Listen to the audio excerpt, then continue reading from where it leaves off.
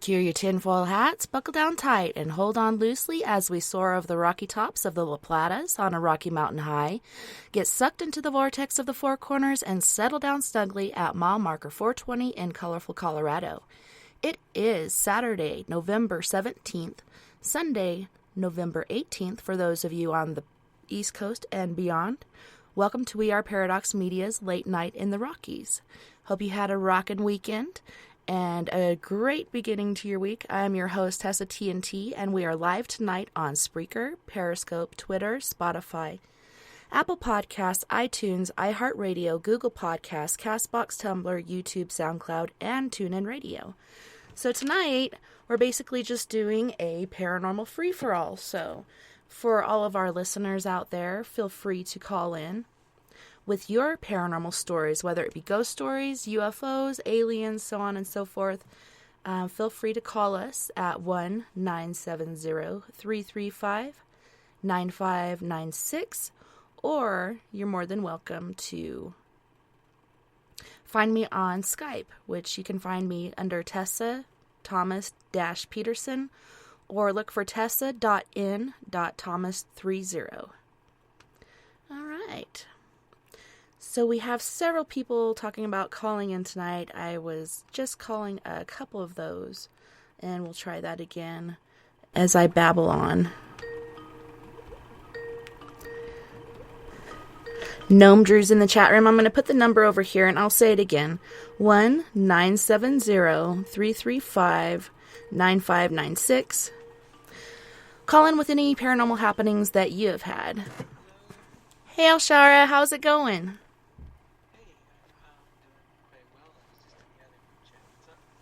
Not a whole lot of. We were going on the air, and you had mentioned earlier that you would like to come on and share a few things or discuss a few things. I don't mind. Well, welcome to the show. All right.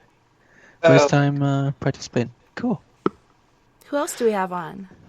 Oh, you don't know. You just called me. Oh, Sleepy Dave. How's it going? Playing Hot Wheels with my daughter. Awesome. I saw you had a little city set up there. Oh, yeah. And Dan went and got her 23 Hot Wheels and a Hot Wheels race. Hello. Hey, Jen. One of our newest listeners, Jen, is on the air with us. Hello. We're on the air right now? Yeah. Well, we're live on the air? We're live on the air. You're live on the air in 3, 2, 1.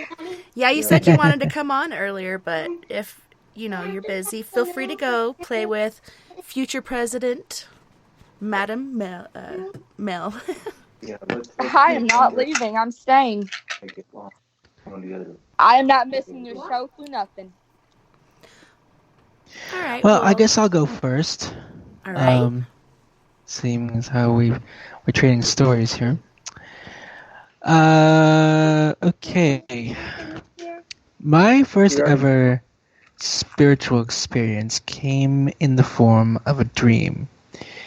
And this dream I actually had when I was 8. And it was interesting because I felt different. I remember doing something very interesting that night. My family was Christian in nature. And so one of the radio stations that was playing at the time was a program, and it was a station in Washington called Praise 106.5. And that was a Christian radio. But I had listened to that for a while. And then I had switched it up to a contemporary piece that was actually playing on a different radio station. And so what was interesting was I went to sleep. And this was 8, so I was 8. And all of a sudden, I kept imagining myself in a not necessarily a strange house because it was the same house I was in, but everything felt different. In my dream, I remember it clear as day. Everything was eerie. I mean, there was a coldness to the air. And I was actually getting ready to, I was just jumping into the shower. I remembered this in my dream. I was jumping in the shower, and the water would turn on, and I would always hear this music coming in the background, and there was this actual voice in the music, and it was almost like a calming presence, and that voice said to me, "Hi, I'm your spirit guide." And it was interesting because every time I'd turn the water on, what would happen is that coldness in the room basically it evaporated, and I'd feel this warmth. And this voice said, "I am from one of the Christ energy, and I've been sent here to help you. I'm your spirit guide." And I was 8 at the time, and I thought, hey, this is pretty cool. And I woke up, and sure enough, the same music that was playing from the radio station, the contemporary radio station that I actually fell asleep to, was actually playing. So that music actually helped me with my first ever meditation. And I didn't even realize it at the time. That's awesome. So did your guide give you a name, or you just recognize the voice? Does it still come to you, or? That guide, the name itself was Yeshua. Believe it or not, that was actually the name because it was somebody who had shared my birth name. Actually, believe it or not, my birth name is Joshua O'Brien. And the first ever person to contact me in a meditation shared my name, and I thought that was kind of interesting. But it wasn't until much later that I had actually taken a name that was given to me 10 years ago.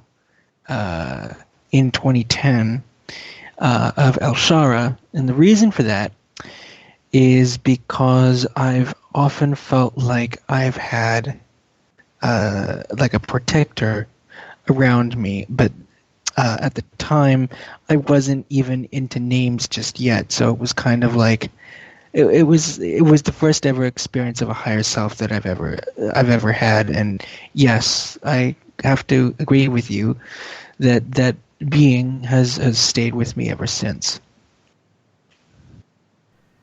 That's awesome. A lot of people talk about having multiple spirit guides.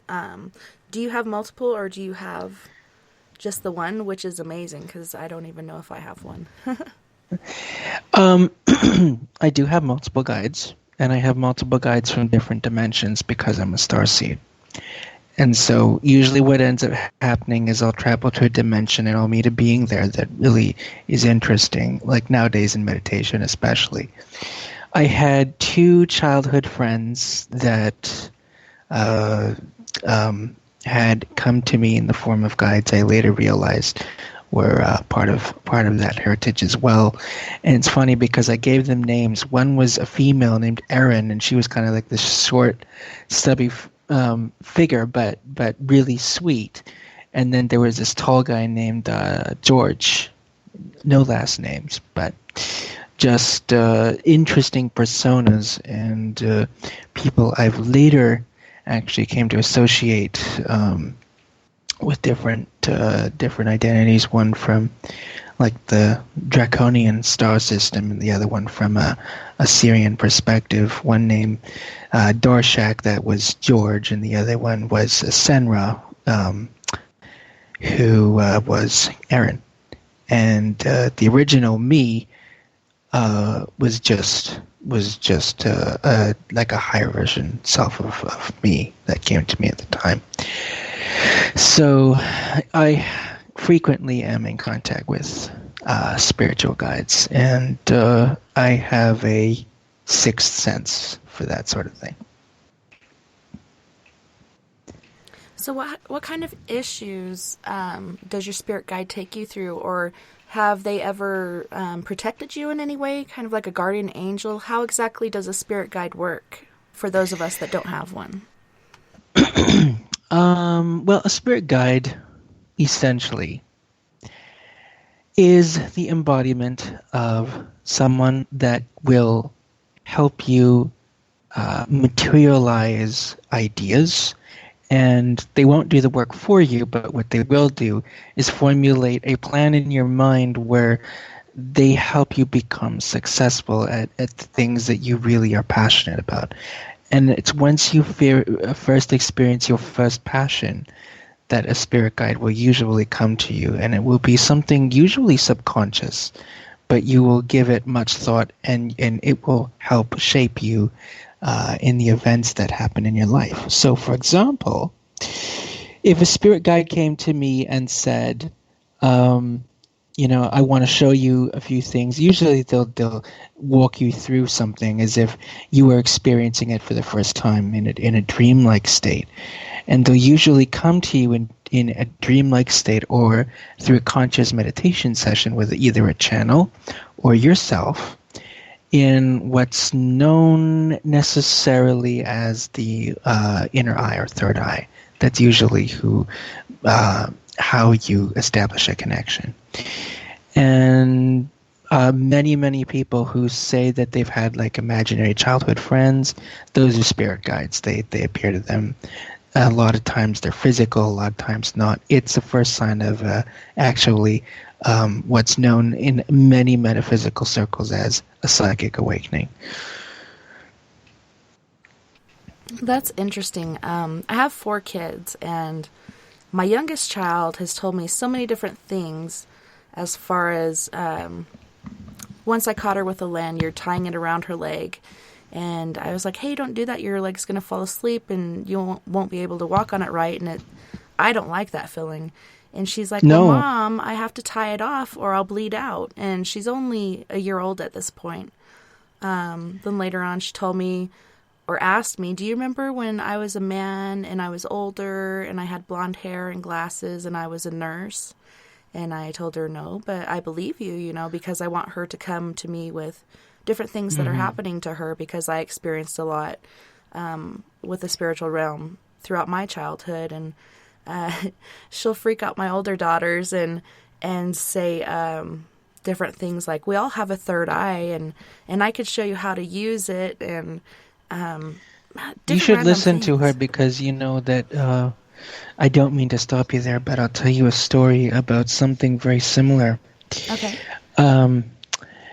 I had a friend who has a kid, and her name is Tara, and she actually lives in Canada, and she had been given advice from a lot of different spiritual mediums who said that kids are very empathic, especially under the ages of, say, 3 years old. 1 to 3 years old. That's when the veil of, say, spiritual connection is most active. And if there is a psychic presence in the room, they will immediately be able to pick up on it and feel it. Doesn't matter if it's a parent who's psychic, doesn't matter if it's a psychic herself. All kids, and in fact, all beings, like adults, have the ability to awaken that sixth sense within themselves. And this is especially true for people who, I know for a fact in your daughter's case, is remembering a past life memory carried over from when she was visited into what I call the layover realm, where a body will die and then a soul will be picked up by either a portal that they will travel back into a new body, or they will be able to at least find some answers to the questions that they seek from their previous life. And so when souls incarnate early into the body before it leaves the womb, what ends up happening is that soul knowledge sometimes is remaining there, and the mind, the developing mind, picks up on it, and those memories once a kid learns how to speak and talk and everything else, that goes along with language skills and basic, 3D functioning, or we say 3D functioning. What we mean in this instance is the functioning of the spiritual plane, which is basically considered 4D or 5D in psychic circles, and the D represents density and dimension. What we mean when we say is awakening really early on is that during a psychic connection to a young child's developing mind, it awakens their ability to sense things that are instinctual, but also that sense sort of awakens a part of their spirit that will later on guide them into their first connections with spirit guides. That is so cool. Yeah, I do listen to her and take to heart everything she says. But yeah, it's really quite interesting. We went to California. We've been promising my oldest daughter since she was 2 years old that we would take her to Disneyland someday. So at the age of 19, we were finally able to afford it. Not really afford it, but we got our tax returns and we swore that's what we'd spend it on, nothing else. And so we're still struggling today. But on one occasion, my youngest daughter starts crying and she's like, I don't want to be here. I want to go home. If we don't go home now, we will never be able to get back home, and so on and so forth. And we're like, wow, what's going on? We're all tripped out because, she's always been pretty accurate with things. And the very next day at Disneyland, the earthquake happened, and it was felt all the way to Las Vegas. And the roads that we had come into California were destroyed, but we were taking a different route back home because I was going to be dropped off in Phoenix, Arizona. So the roads that we would have taken back home had I not gone to Phoenix were destroyed, and we would have been there for a while. But yeah, she was pretty freaked out about it, and we were actually on Splash Mountain coming down the very last drop when it happened. And the back of our log that we were on kind of came up into the air and landed back down and came up a few more times as we were at the bottom. And there's like a log buildup because things are not going correctly. And after that, all the rides were shut down. My husband thought he was having another stroke. And luckily his sister called him. She's from California, and we had just recently left her house, and she said, so how'd you enjoy your first earthquake? So that was interesting. And Lily was better after that. She didn't have any more breakdowns, but she was accurate about the road that we had come in on. We wouldn't have been able to leave for quite some time. I'll tell you what, I would believe that you have a very active psychic in your family, and I would say cherish that with reverence, because they are very, very gifted individuals, and if they're young and trained to hone in on their abilities as much as possible, they're going to be absolutely beyond intuitive. And I fully support that awakening and connection in people. I think it's truly amazing. Yeah, it's amazing how, I don't know, for me, my mother was gifted. Me and my siblings are gifted, and my kids are gifted. I don't know if it's genetic or just some sort of gift passed down, but it's pretty interesting. And as a child, I dealt with judgment and ridicule not only from my adults in my life that weren't my mom and dad, but also from my peers. And so, I kind of tucked that side of me into the paranormal closet and left it alone as far as not sharing it with people. I still experienced it. Still to this day, I'll stay up till 3 or 4 in the morning is my bedtime. Because as a kid, I always stayed up expecting something to happen. It's like some form of PTSD or paranormal, PTSD. I'll tell you what, I used to stay up we used to wake up 2 o'clock in the morning every night, and I actually wanted to relive the previous day's events in my mind. For some reason, I felt it like I needed to reflect on what happened that day. And it was weird because I never told anybody about it. I would always, like, especially as a young child, like especially like around 5 or 6 years old, when I first started going to school, I wanted to just wake up in the middle of the night and sense that everything was okay in the house, that people were sleeping, that and it was kind of cool because I felt like this sorts of empowerment was there, and I felt like the whole house was kind of waiting for me to wake up at that specific time of night, because it would usually happen between 2 and 2:30 in the morning. And it became such a problem that my family actually put me on a sleeping medication known as melatonin, because they did not like the fact that I was up at that hour. And I kept saying, well, if if I can't sleep, I'm just going to stay up and I'll be okay, because I usually had enough energy to deal with the day, because it wasn't necessarily that taxing, especially as a young child. Apparently that wasn't good enough, and so I lost a lot of psychic ability when I was on that sort of medication, because I'd wake up, and I do not remember much of what I did then, but I do remember that my learning functionality was impaired on that medication. And I do remember it specifically targeting my chest area, and it was painful. I had incidences where I didn't even remember going to sleep and waking up, and my body couldn't take it. I mean, it was, not to go into all the gruesome details of how that happened, but I ended up taking that medication, and everything basically essentially returned to normal. And so, it's completely normal to wake up at 2 in the morning or 3 in the morning. There's nothing inherently wrong with it. And I've done some research on this topic, and people are becoming more and more aware of being night people. And I am proud to be nocturnal personally.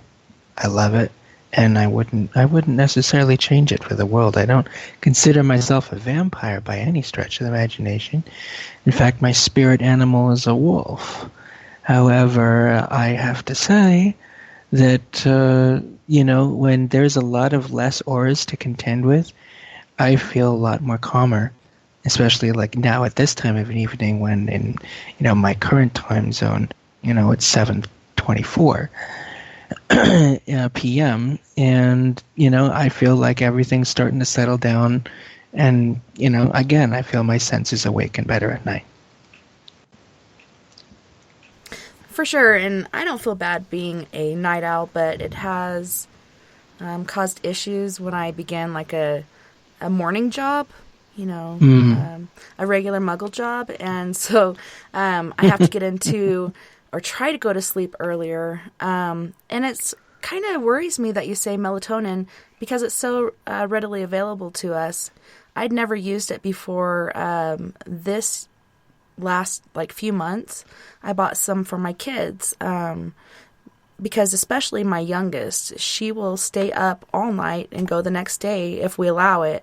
But just trying to get her on a regular schedule, because next year she'll be going to school and such, and I don't want her to have issues like I did. But like you said, we had enough energy.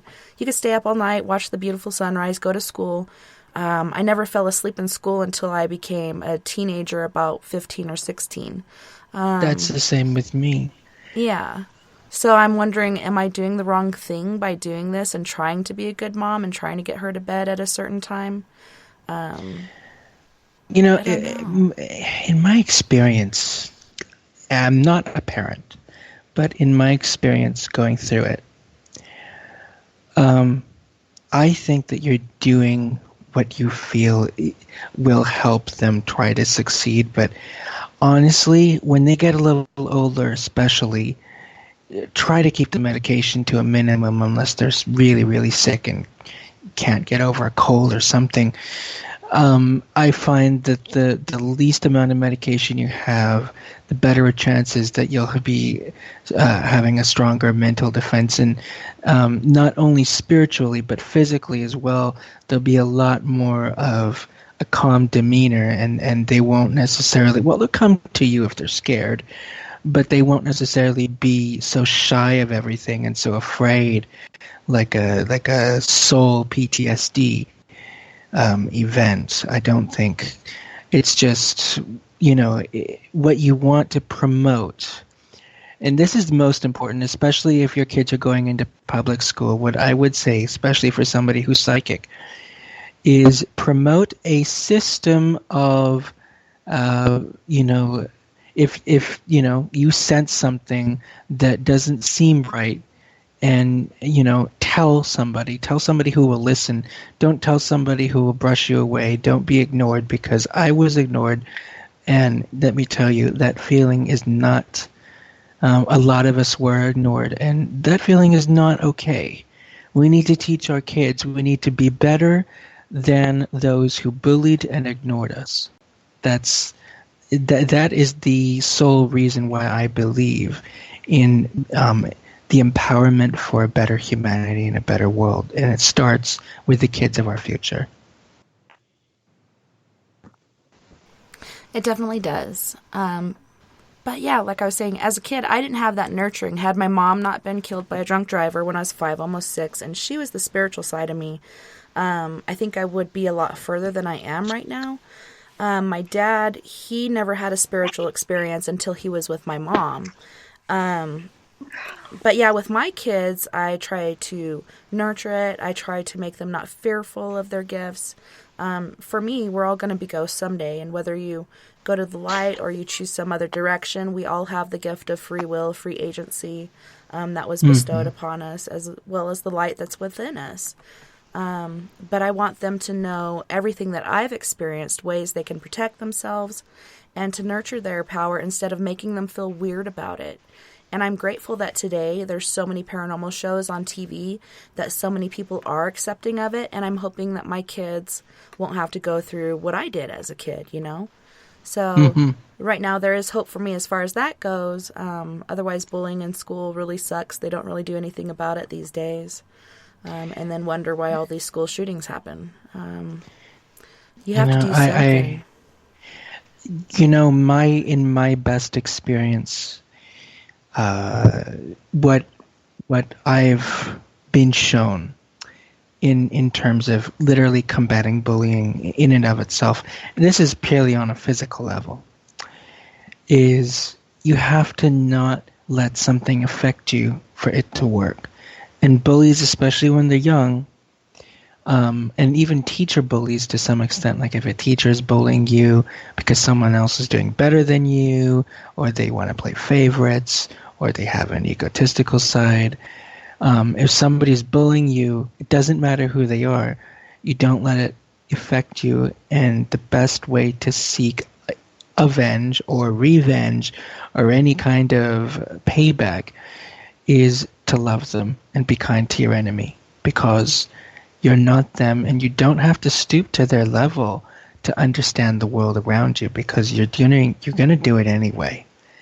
And there is a time and a place where you can get your opinions heard based on what will directly change your life, as opposed to the things that will change the lives of others that are bullying, perhaps then and there, but for the future, I don't think it would work out long term. Yeah.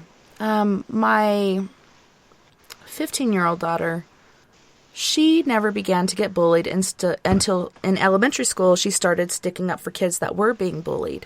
Ever since then, she's been, just another stomping thing. But just recently, she was there for a fight between two of her friends that happened in the bathroom. And she tried to break it up a couple times. She looked out the door because generally there's a teacher in the hallway, but there wasn't. And she went back in as she heard the girl's head being hit against the sink and tried to break it up again. Now she's being treated like she was the one who started the whole thing or was part of it, when the only part she played was to try to break it up and try to find help. But I could see where she's coming from as far as not wanting to run down the hall to grab somebody, because what if something really terrible happens and you're not there to stop it, you know? There's kind of like this catch-22. But they do have a rule in school: if you don't report something like this, you're a guilty party. And she didn't report it because she was friends with both the girls. The one girl had to go to the hospital, and it's very unfortunate, but I don't think our school systems do very much about bullying. I know my son, he's 7 years old now, and he's gone to teachers on the playground from kids choking him, punching him, pushing him off of different equipment, and the teacher turns around and tells him, "Don't be a tattletale." What are you teaching the kids? Like, they need to be able to go to an adult to have protection. Like, us parents can't be there with them all the time because of jobs, so on and so forth. What are our kids supposed to do? And then when they come to tell you, you tell them, "Don't be a tattletale." Like, that's pretty ridiculous. I could see if it's a really tiny, minute thing, you know, somebody took this from me or whatever, but it all begins somewhere. You know what I mean?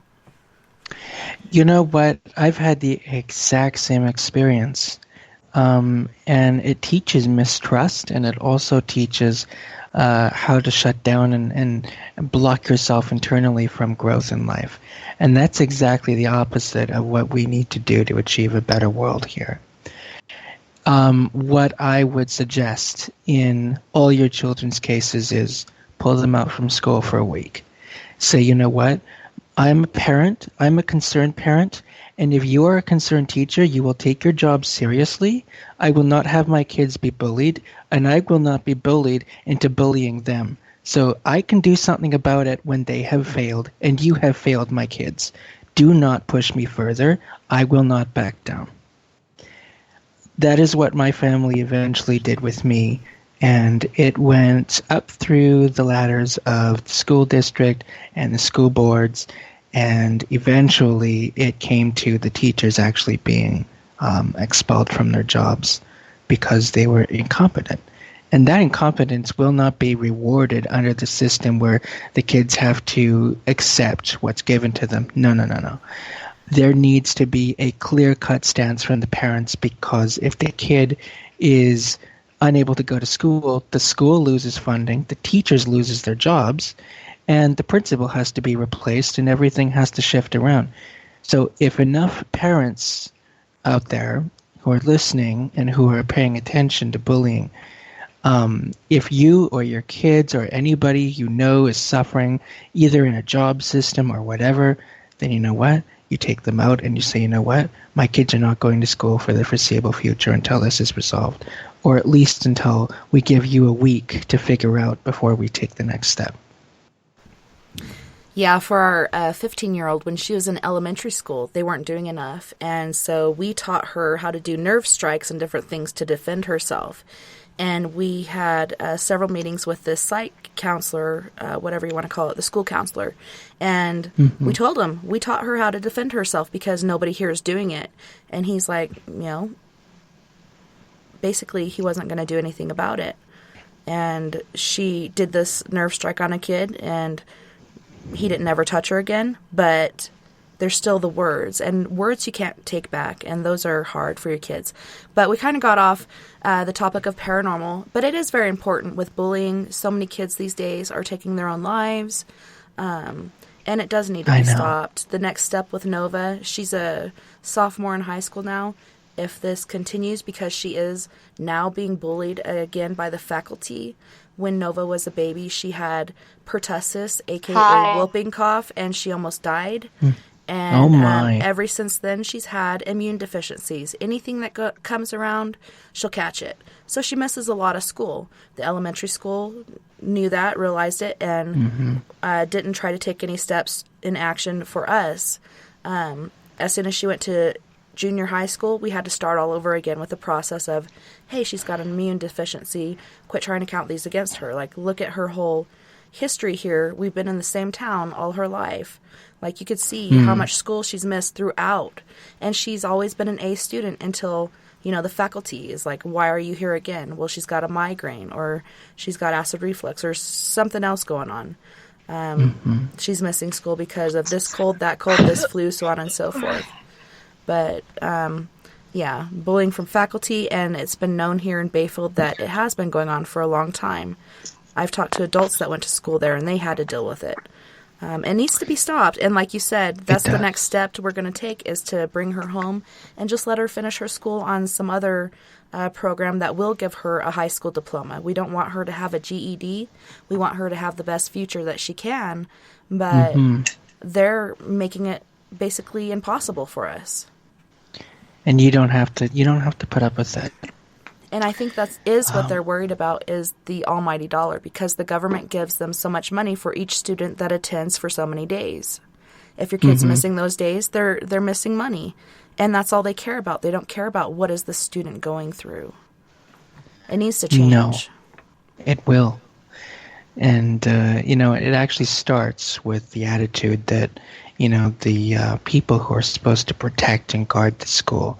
Like, in fact, I would even say that a boarding school would have better success if you, put your kids in a boarding school and help, have like a parent-teacher interview with, the school board, because then they'd be able to understand what it would be like to have to, contend with the fact that, yes, I am going to have to see this person every day, and yes, they're going to have to see me every day. Let's compromise and not, bully each other, because then I think people would actually take a lot more notice, because I tend to find that they're a lot more attentive to those kind of issues. Indeed. So going back to the paranormal. Hi, Jen. Hello, Jen. Hello, beautiful people. So great to have you on. Thanks. Aside from your spirit guide, Alshara, have you had any experiences seeing apparitions, dealing with spirits who decide to stay here, aliens, UFOs, cryptids, anything under the paranormal umbrella? Yes, I have, and it's gotten to the point where I've actually been involved in the leading of several online communities, and even a few in person that have dealt with this subject extensively, including but not limited to psychic awakening and alien abductees and experiences, remote viewing. I've done a lot of templative and theoretical and putting pieces together kind of research that can have both scientific and spiritual implications. Essentially, my personal experiences with the paranormal have led me to believe a number of key factors that relate to the existence and, in fact, the practical application of spirits. So the first point of 3 is that my experiences have always been limited as far as ghosts are concerned. I haven't experienced actual ghost contacts. But in place of that, I have experienced astral.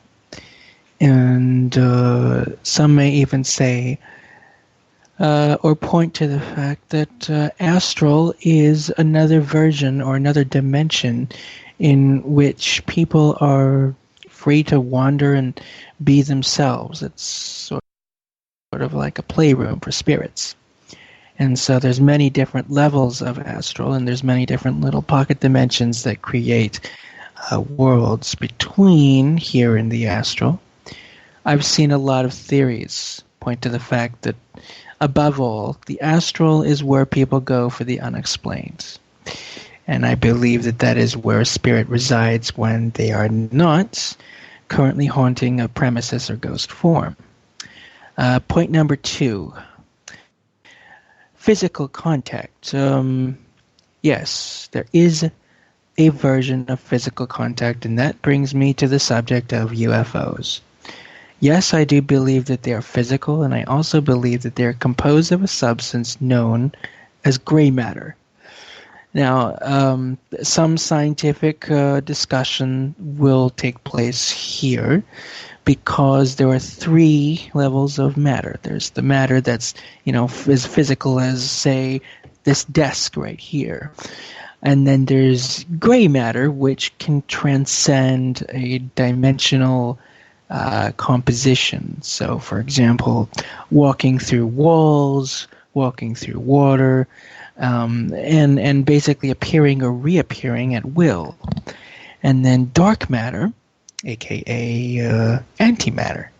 That's the stuff that can appear as anything, but it can't sustain itself in regular matter. And I believe that UFOs are made of a material that can contain itself in a more material-like substance that is gray matter, which you can touch, and dark matter can also touch, but that's shapeable. And I think that they do exist in a pocket dimension. And I think that pocket dimension is closer to Earth than we may realize. And what I found from remote viewing different UFO locations is that where they seem to go and disappear into the sky, I think where they're actually traveling to is somewhere, still in this solar system. I think that they're probably traveling to somewhere. I can't exactly say where the location is, but I do believe that they're traveling locally. I think that they're more local than not. And have I had any experiences with them? I believe that I have had one physical abduction, but I don't remember all the details, and it was around the same age that I was 8. I was taken while asleep to a bed that I had laid down in, and I believe I had received some ear implants and just beings walking around inside my mind, and then I was taken back. I don't remember why or how that happened, but ever since then I've been kind of fascinated with an actual program called Coast to Coast AM that airs in America and Canada. And it's from there that I've actually found out that the paranormal community exists. Needless to say, point 3, what about the future? Well, I believe that the future will consist of conscious beings tapping out into the universe, either through psychic connections or through the reverse, monitoring psychic connections.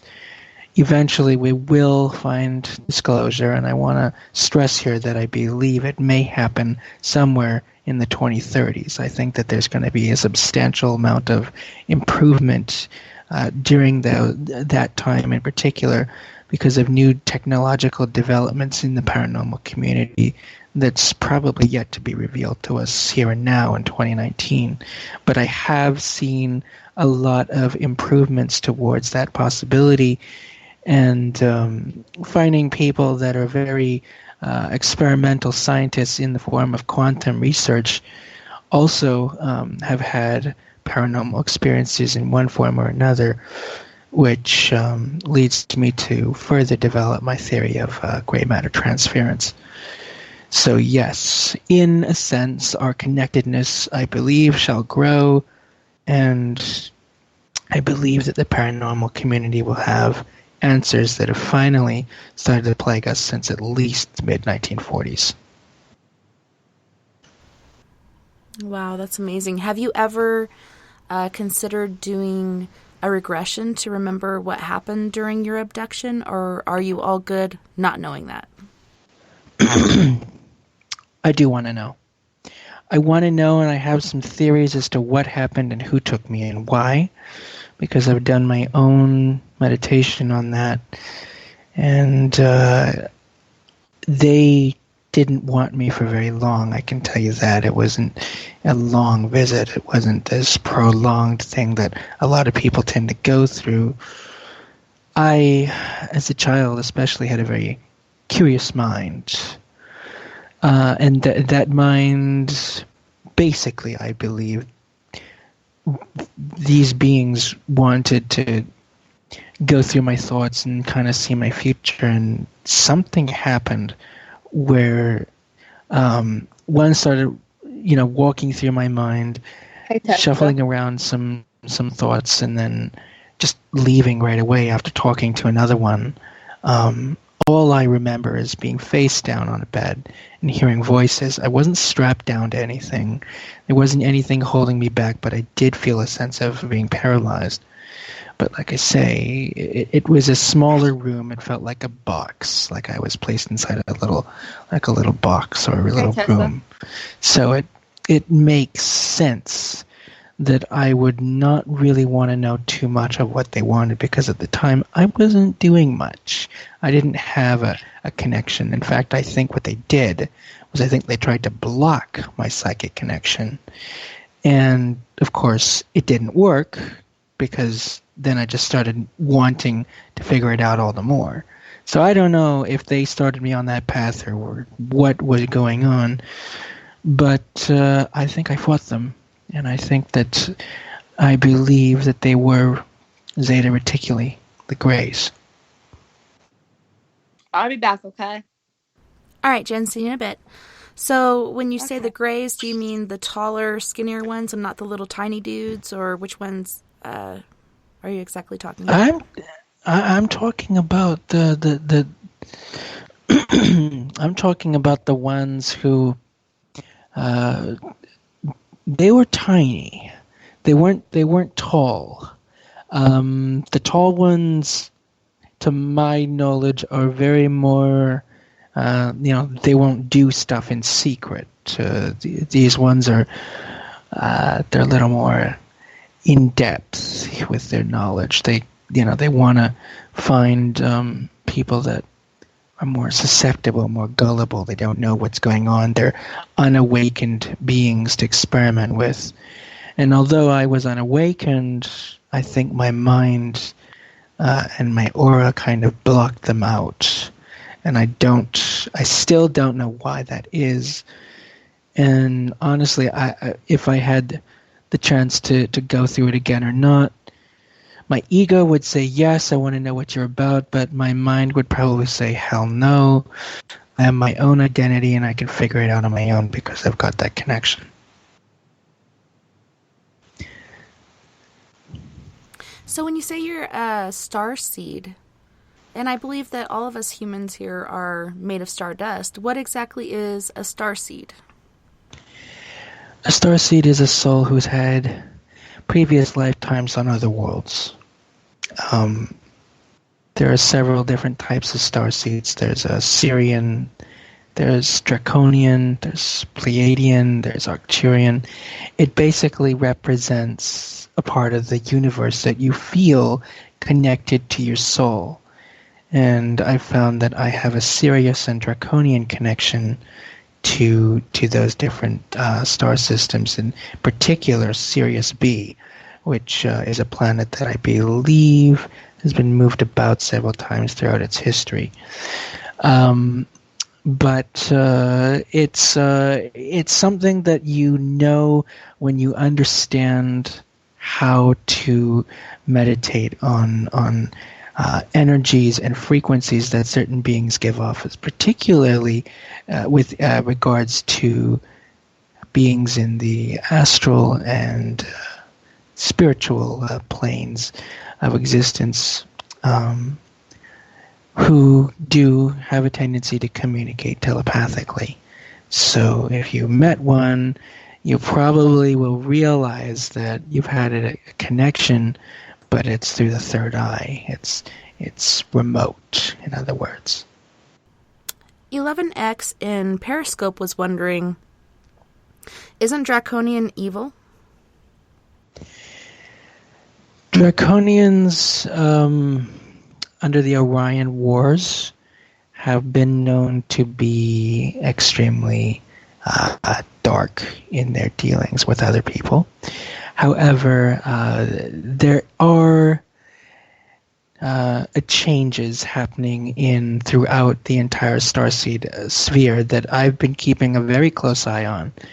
And one of those changes in particular is that the methods of control, enslavement, and Kabbalism that have been, kind of forced down through the Anunnaki lines, the Atlantis lines, and all those other ones that, really are paranormal and do carry the mage flame, aka the psychic flame.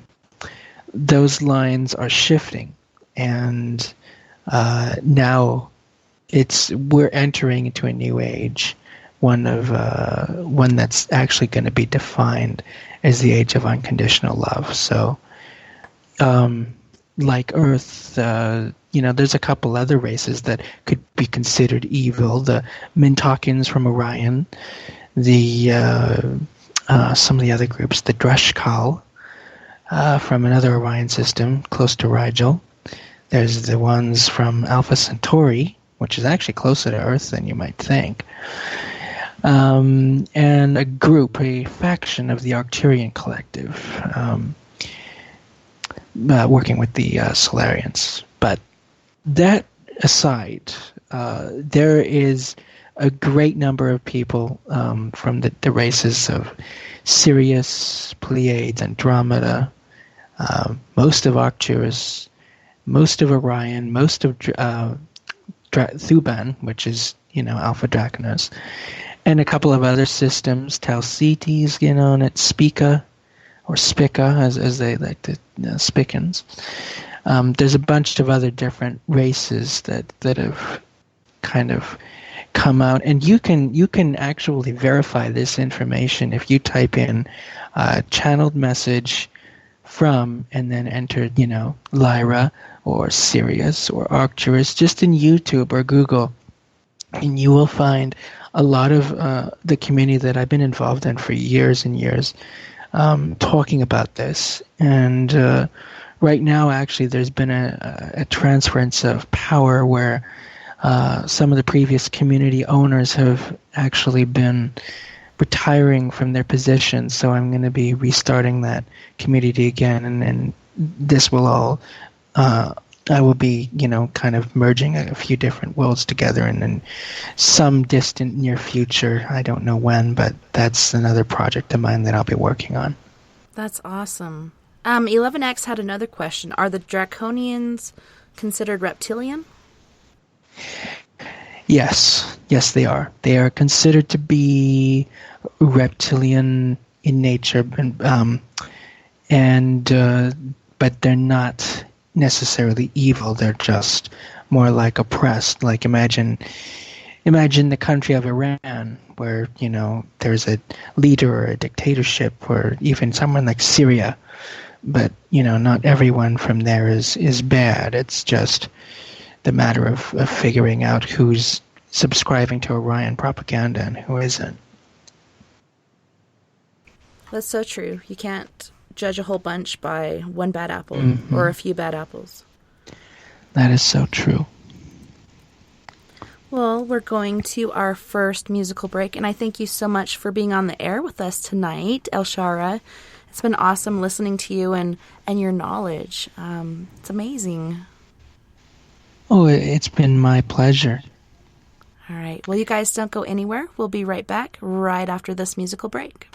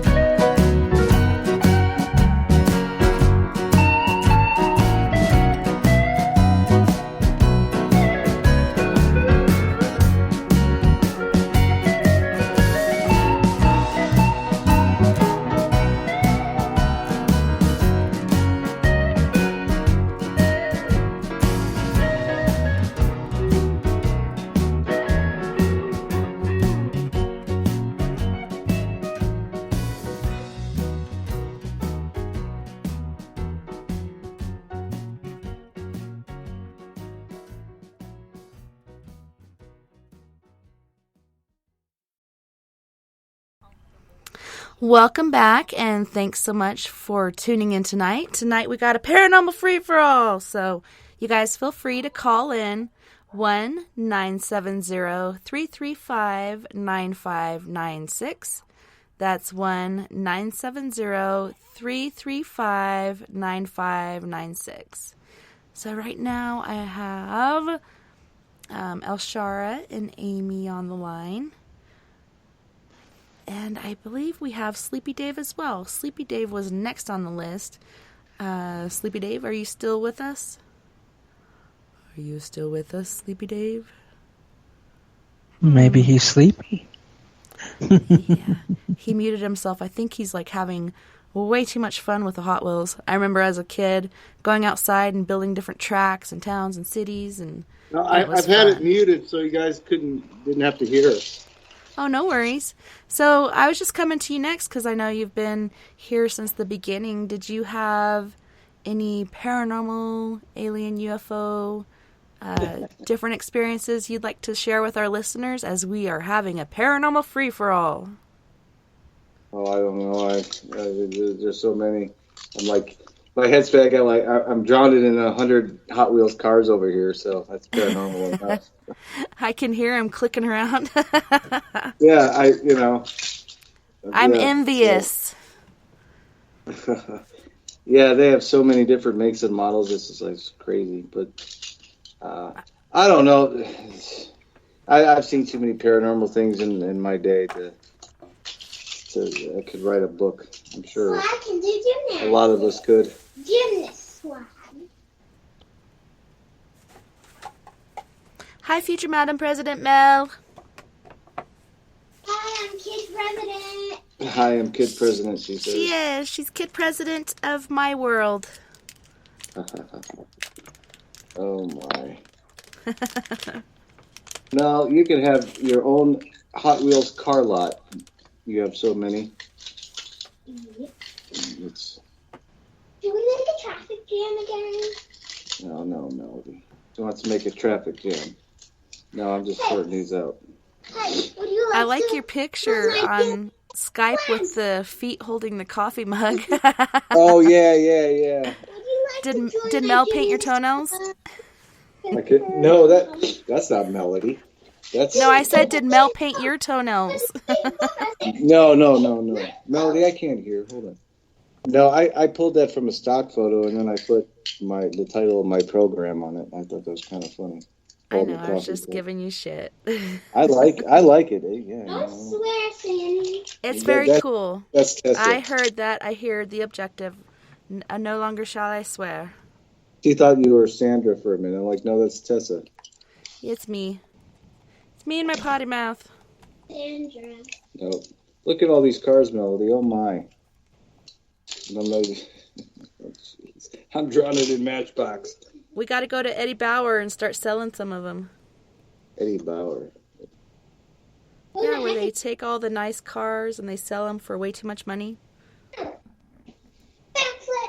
Well, one of these cars I thought I got, maybe I put it back, was $5.49. What? But normally they're only 99 cents. It's crazy. You don't even want to take them out of the boxes. But you do, because it's worth it. Yeah. I mean, you might. Some people don't. I got a whole suitcase full of NASCAR cars in there that belong to my dad that I have to divvy up between the family members. I should have taken that with me this time, but I wasn't thinking of that at the moment. Those are fun, but they don't really roll very well on the track.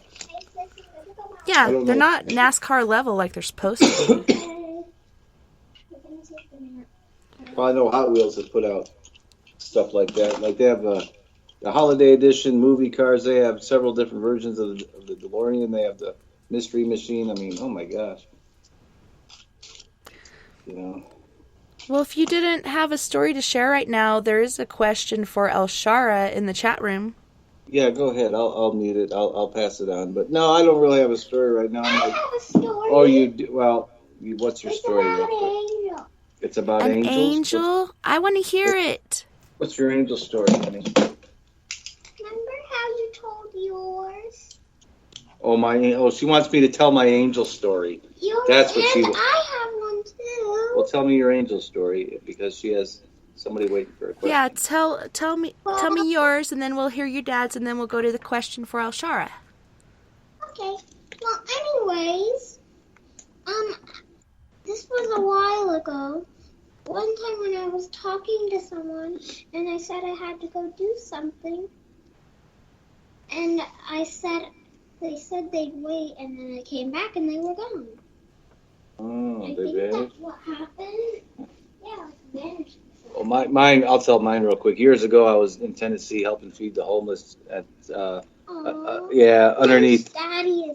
underneath the bridge, like a highway overpass, and then it was down by a creek. So you had all this homeless living down there, and they set up the food carts and whatnot. So I'm working one of the lines, showing if the people haven't eaten, there's the first line to get in for first timers, and then the seconds line. So I'm kind of in between two lines, telling people where to stand and where to go, and this kid walks up to me. He must have been about 19 or so, young looking. He was wearing a military fatigue jacket, looked to be like Vietnam era, and his hair was dyed blonde, but a horrible blonde. It was almost like an orangish blonde with his dark black hair roots showing up underneath.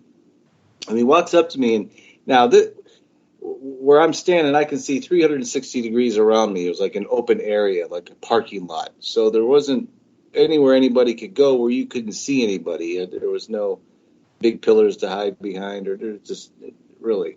So he asked me, I haven't eaten yet. Which line do I stand in? So I'm explaining to him, this is the line for first timers, and if you're hungry again, you get in this line. He's like, okay, so we're chatting, and somebody taps me on the shoulder, just real quick, asked me a quick question. I turn my head, no less than 3 seconds. I turn around and turn my head the other way. Didn't even move my body. This kid's gone. So I said, hey, where'd the blonde-haired kid go that I was just talking to you about, telling him about where to go eat?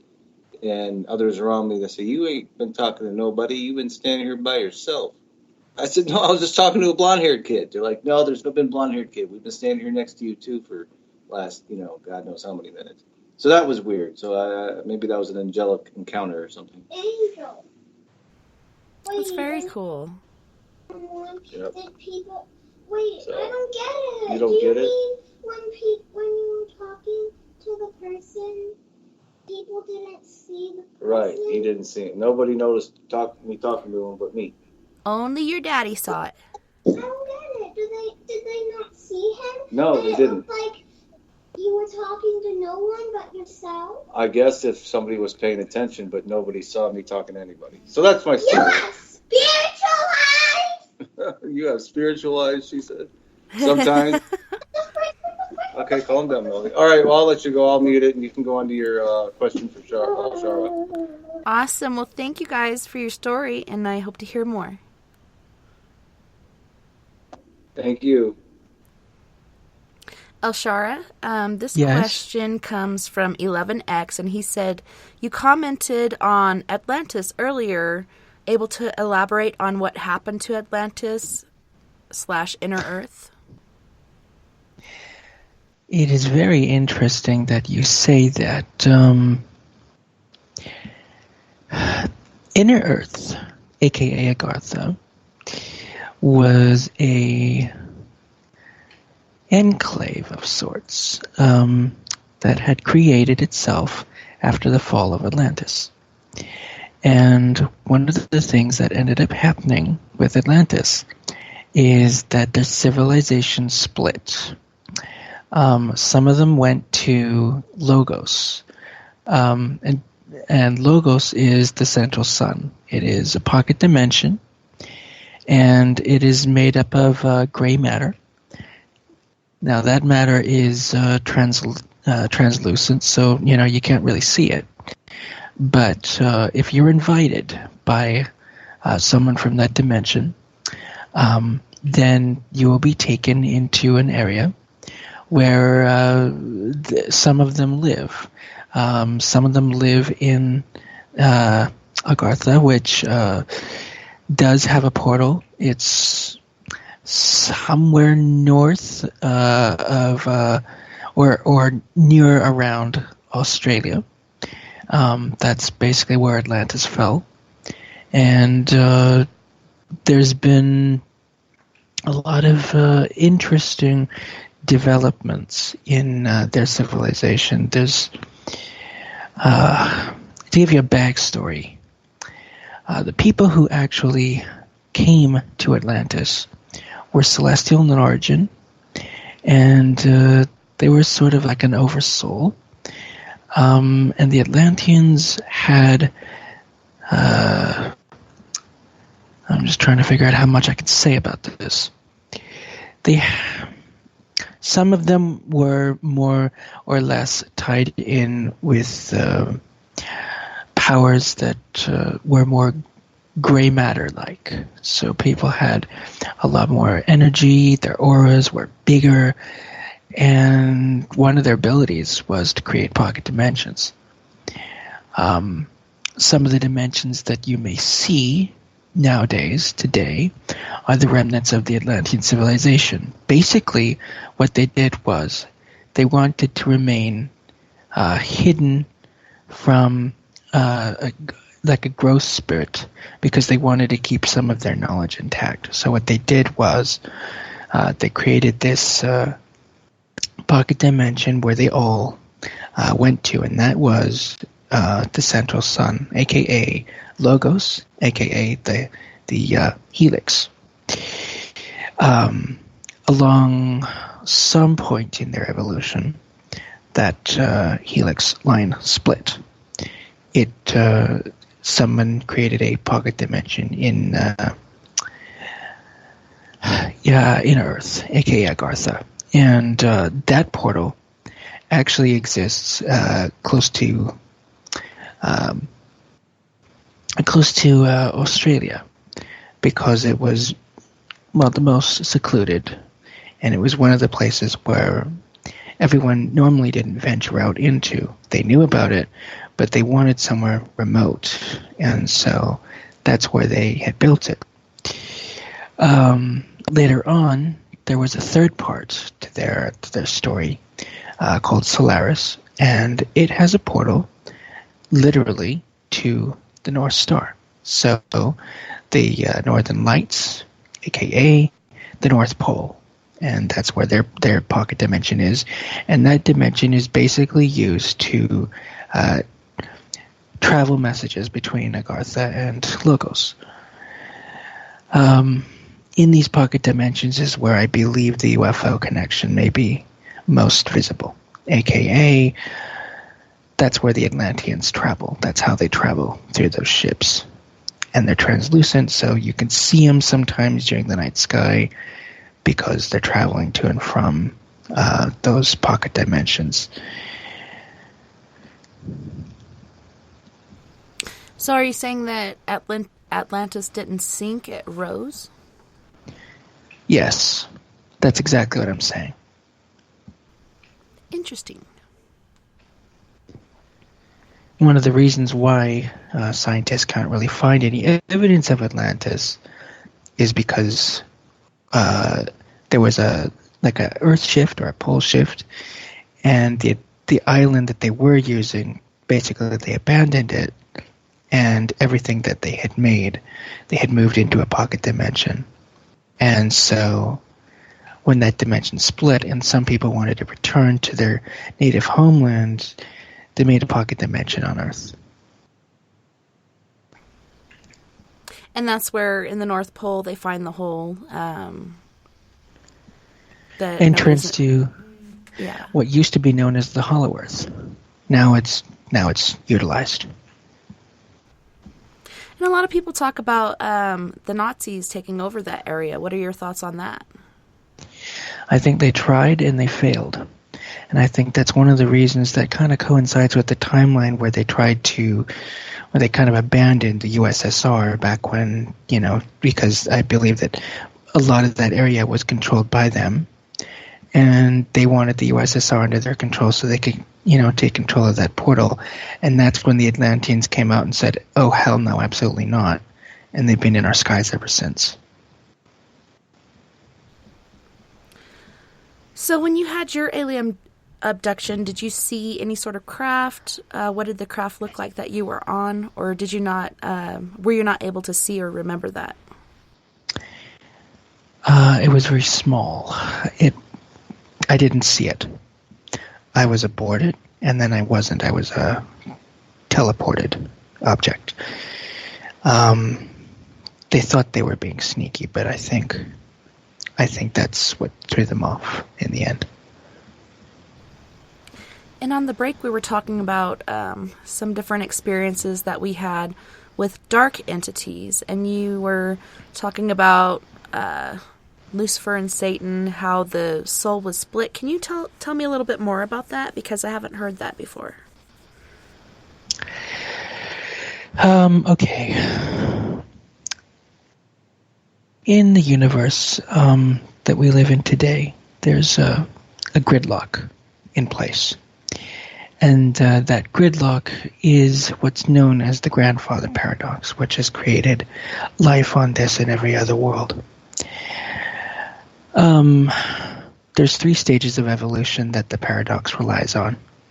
Now, the first stage of the paradox is the godlike beings, the celestials. The beings who had it all were kind of the frequency equivalent to the start of the Big Bang. So they were the first ones in, and they ruled with an iron fist. And one of the leaders of that, who actually kind of started the whole thing, as an individual entity, was name of God. And I believe he had an original name called Elohim.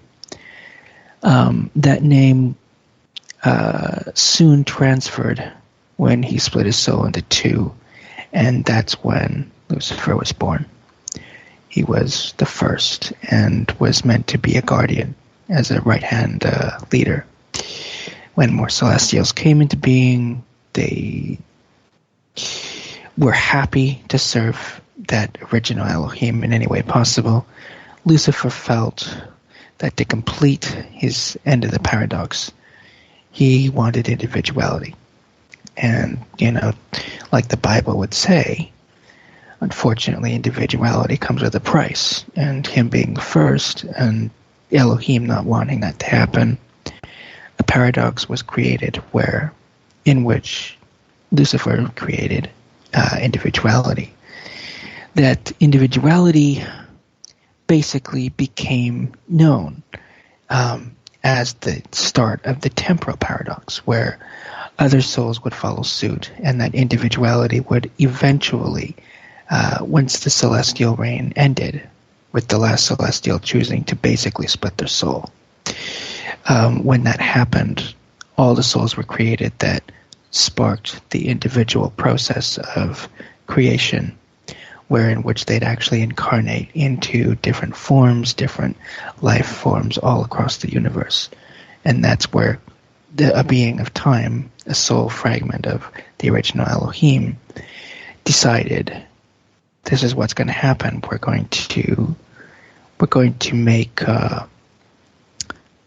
time basically evolve. So all these beings will evolve on their own. They will have their own life, their own choices, their own freedoms, their own will.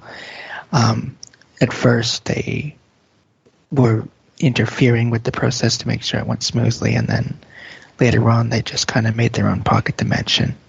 And some of these Atlanteans that were, some of these Celestials that were there, eventually settled and created a society known as Atlantis, which, in other worlds, they also created. I mean, they created Pandora's Box, which is another pocket dimension. Earth is not the only planet, but it's one of the originals that the Celestials have created. This is why there's any world that has a quantum to it, like a parallel world, a parallel whatever.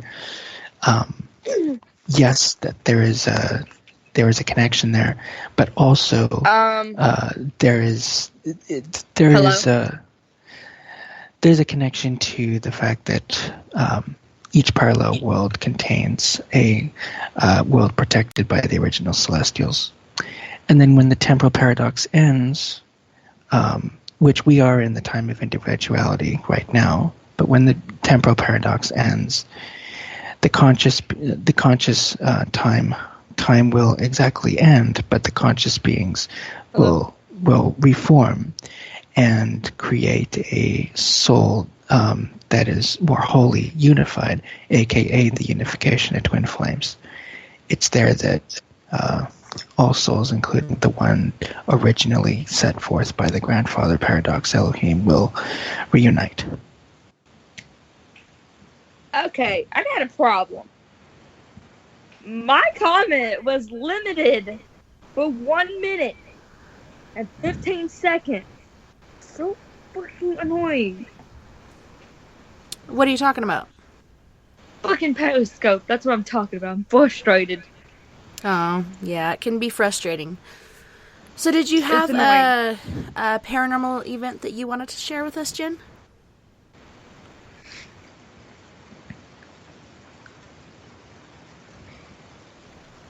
Hello? Hello? Yes.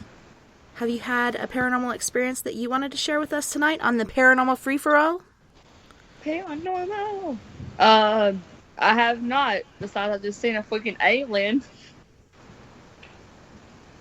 So what happened with that? I don't know.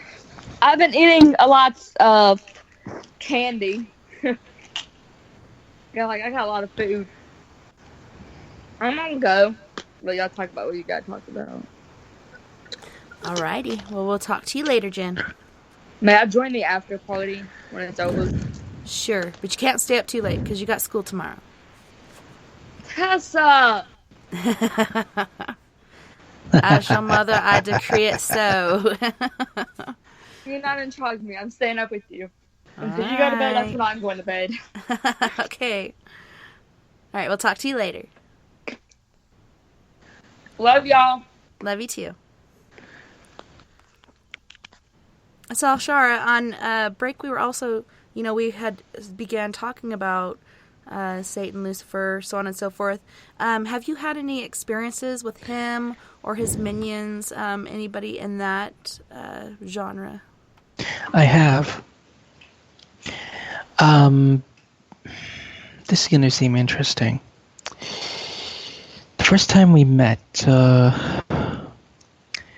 was in 2011, I believe. And when we met in Astral. And one of the first things that we had agreed upon was that we were going to be equals. Now, I know that sounds interesting and hard to believe, but I actually met the original. And it was kind of a meditational awareness that I had come across as one of the original beings to crave individuality.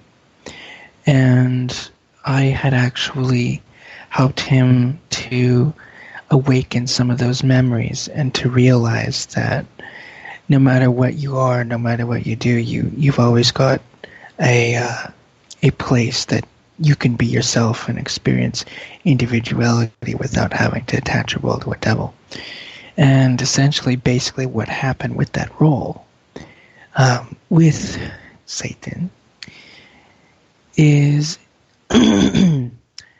people who followed somebody else didn't like what he did.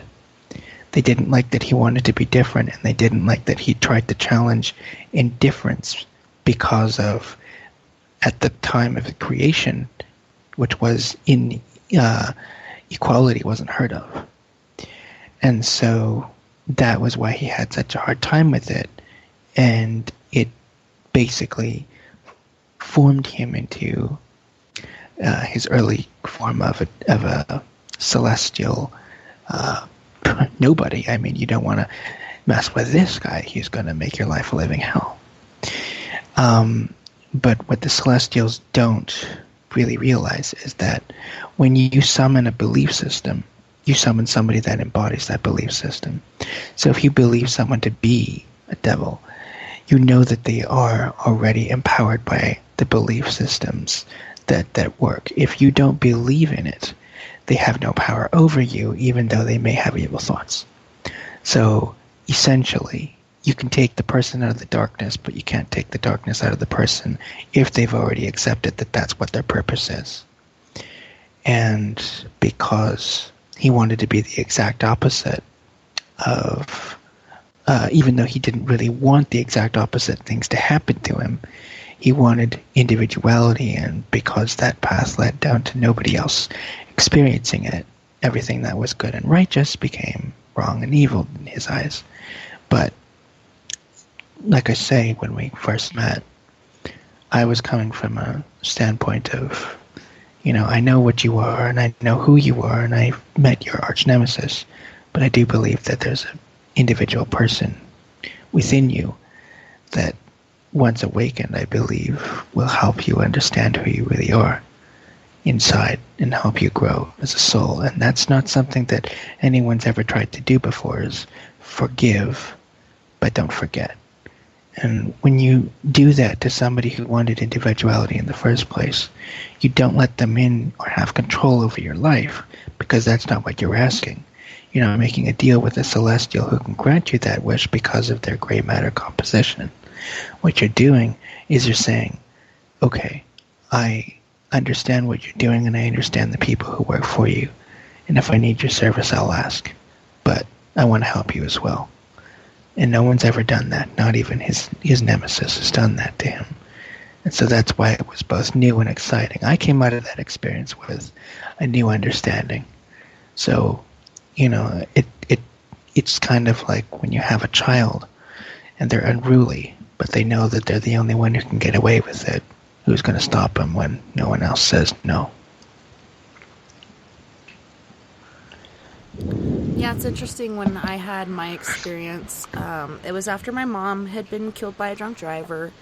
My brother, myself, and my dad moved to Fayetteville, sold our old house, which is where I had my first, that I remember, paranormal experience. My older siblings went with their dad because my mom had been married twice. So I'm staying at my grandparents' house, staying in the room that my mother once had lived in, grown up in.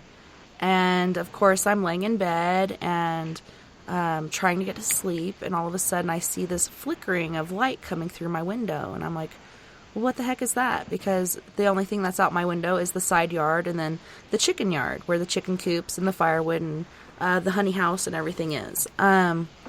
So I creep down my bed and I peek out the window and I see this huge bonfire in the chicken yard with these little minion critters bouncing around it. Some have spears or arrows or knives. Others have drums that they're pounding on. They're chanting and dancing around this fire. The only thing that I could tell you that resembled them the closest is gremlins, the shiny skinned ones, but their ears were a bit shorter. And it seemed like one of them noticed or maybe saw me looking, and so they all at once stopped and turned to look at the window really quick. And at that point, I slam myself back into the bed, pull my covers up right below my eyes, and pretend like I'm sleeping. I can see these shadows of these little critters coming up to the window, chattering back and forth. You can hear them clawing and climbing up the side of the house and peeking through my window. You could see the shadows bouncing off the wall of their little heads and ears, moving back and forth, trying to see if anything is in there moving around. At that point, they leave, and you can hear them moving down the house. My brother, after that, began to have nightmares, running through the house, saying that they were after him, and trying to get away from these things. And every time he'd trip over a little step in the kitchen on his way back through the house, skittering, scattering, trying to get away. The very last time my grandparents caught him, held him, and basically looked into the direction of where these things were coming from, and collapsed in my grandparents' eyes. And then after that point, no longer had that going on. But that same night that I had this experience, I fall asleep in my bed, and then I have a dream where I'm in the exact same room. I'm in my bed starts tilting up, like the head of my bed starts tilting up into the air, as the footboard in the foot portion of my bed starts lowering. And at the end of my bed, I see this hole in the ground, and there's flames, and you hear or smell this smell of sulfur. And so my body is coming down the bed. I'm scooting, not wanting to, down the sheets and holding myself on the footboard with my thumbs. And this is about probably 5-6 inches below where the mattress is. So I'm holding on with dear life, trying not to fall in this hole. And then all of a sudden I wake up. I'm at the end of my bed. All my blankets are messed up. And I'm laying there thinking about what a realistic dream it had been, and the smells and all the different things going on. It was really quite freaky to me. And at that point, I realized that I still smell smoke, but it's not the sulfuric smoke that I was smelling before. It's more of a sweet smoke, like a cherry tobacco or something. And I'm thinking, well, my grandparents, they roll their own cigarettes. They smoke the velvet tobacco. I have one of my grandpa's tins in here right now. But it's not the same smell. So I slowly look over in my doorway, and I don't have a door. I have these yellow lace curtains tied back. And then I see this dark figure standing there. And all of a sudden he lifts the cigar to his mouth, takes a puff off of it. And at that point I can see his face and the upper portion of his body. And he's wearing a tuxedo with a bow tie, and his hair slicked back, and he's the most gorgeous guy I've ever seen in my life. And I don't know, all of a sudden I realized who it was. All of a sudden I realized, for me, it was the devil. And so I didn't even say it out loud. I just said it in my head. God stands before me, Satan fall behind. And just like that, I was out like a light. Years later, our family got together, and we shared our stories of different happenings that had gone on. My sister seeing the same apparition in our house. I had seen her before my mom passed. She had seen her earlier. And then my dad hearing the story that I told of being in my mom's bedroom and seeing the devil, turned white as a sheet, and he said that my mother had told him the exact same story, but instead of him standing in the doorway, he was right next to her bed, and they had a lengthy conversation, somewhat pleasant, but didn't tell me all the ins and outs of it, because I'm not sure that he knew himself. Only my mom knew what exactly they discussed. But yeah, he was quite freaked out about it. But I tell my kids about it as well, because I think it's that he's looking for brides. I don't know. My husband said he would never show up on his own. He always sends his workers, but I know it was him.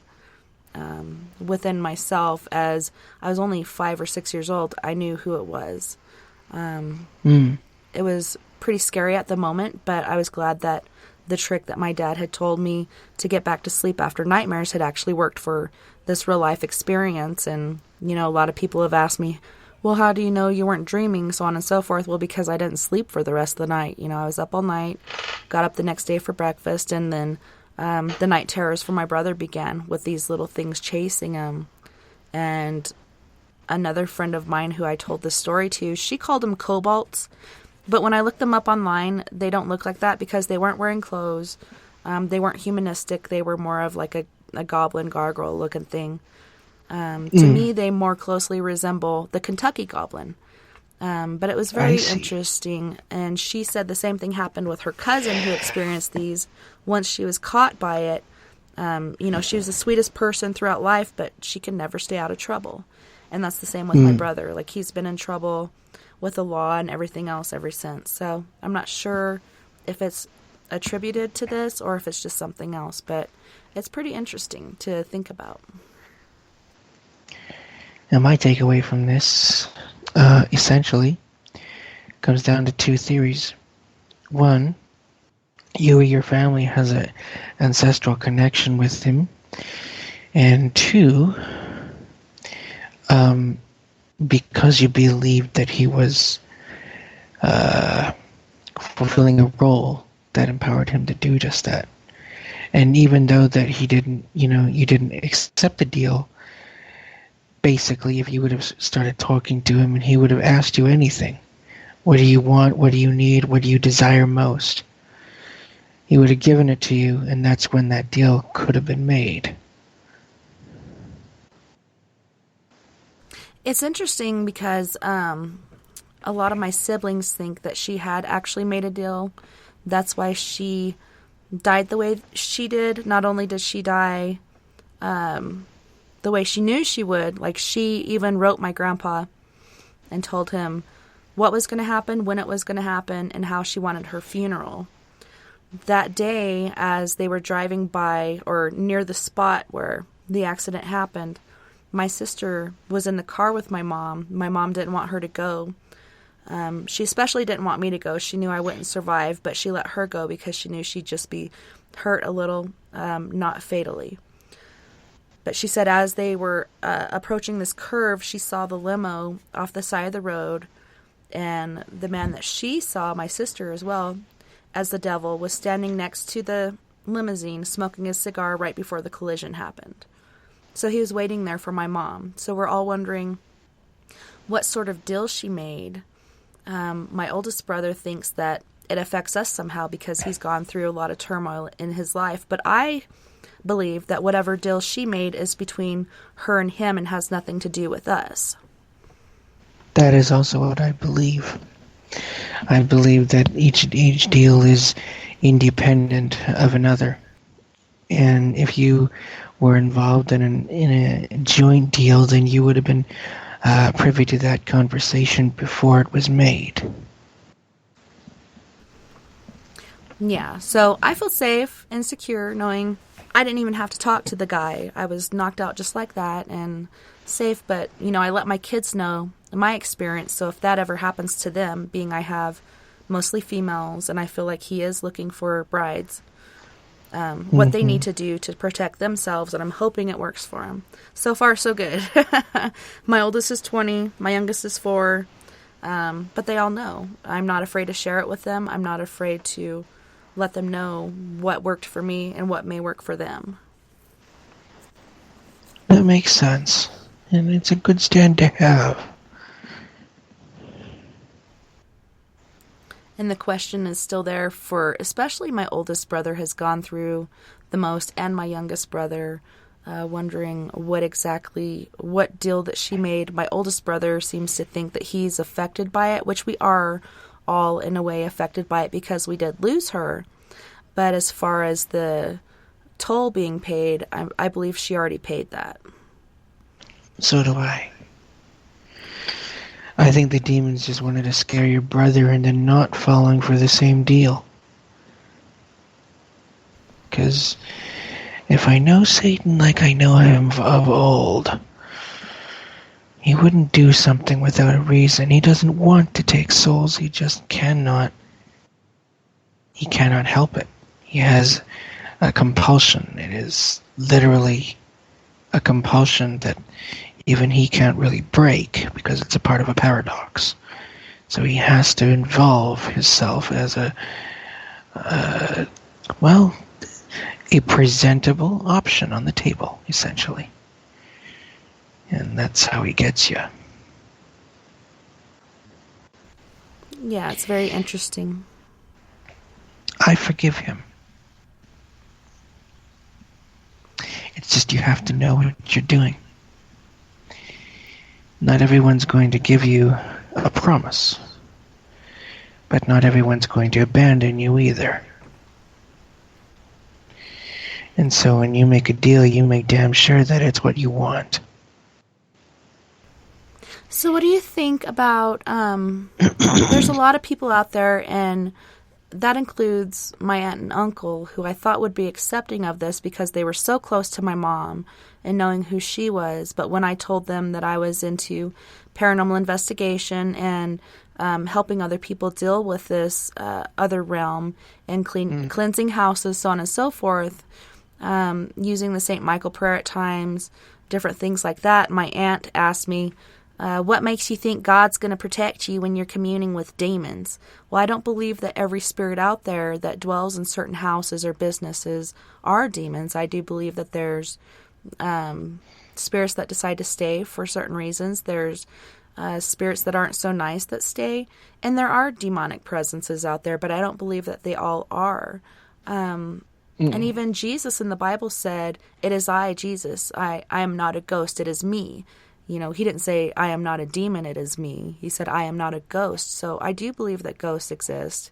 And due to my history of experiencing different things, I know that they do. What are your thoughts on that? Like, do you think that there are spirits that are nice, some that are unhappy, and demons, or do you think they're all demons? Oh, I definitely do not think that they're all demons. As a matter of fact, I think there's a very, very clear distinction between souls and souls of the celestial kindred. What I believe is that we are all standing on a crossroads. And no matter what we face in life, we are not alone. There are people who have crossed on, people who are not in bodies, and people who are in bodies, and people who are developing new souls, old souls, young souls, all throughout time, all who want to experience individuality, freedom, choice, understanding, and most importantly, they want to experience connection so that they're able to understand what they want when they're ready to settle down. And most souls will do this time and time and time again through individual lives and through individual places and planets and cultures and you name it. What do I think about ghosts? What do I think about the paranormal, especially on Earth? Well, I think that there's spirits who are previously incarnated into different lives and for some reason have not had the guidance to move on, because I don't believe that a celestial being is responsible for them. If you summon one, if you call one through a spiritual medium or a gray matter medium, maybe, but I don't necessarily believe that while you're here in this form, that they will necessarily come to your aid unless that you've already experienced or had an invitation to one such being, or you call out to them. Yes, they'll be able to understand you, but I do believe that it's a choice. And if that choice is to help, like I say, I think that you do a deal with a celestial when you deal with any kind of celestial, be it God, be it an, you will lose your individuality and you will return to the prehistoric time where the celestials reign supreme. If you do a deal with yourself, then you remain as you are, and you can ascend to the time after time when people become one again with their conscious self. And when that happens, when all the celestials are released in the final acts of the becoming one, well, then that will be Judgment Day. It will be absolute zero, and things will start again. It will remain the cycle. That's what the paradox does. So in answer to your response, do I think spirits feel emotion? Oh, absolutely they do, because they carry their spiritual self. So they carry their identity with them and all their memories. And they're very lonely and they want someone to talk to. They don't realize that they're not carrying the same matter wavelength. So it's unfortunate, but we need certain technology that's able to transcend frequency so that matter, like spirits, can connect to it. And this is one of the research projects that I want to do with scientists, so that we don't have all these static frequencies like ghost boxes and everything else that we have to, encourage spirits to try to use all their energy for just to communicate. No, I want a real live connection to the spirit net. And I want that to be as open as the internet. And I think that there is a way to transcend through gray matter to make that a permanent reality. And that's something that I know is possible. That's how I know for a fact that when the spirits do come out to communicate, they'll explain the exact same thing from their own perspective.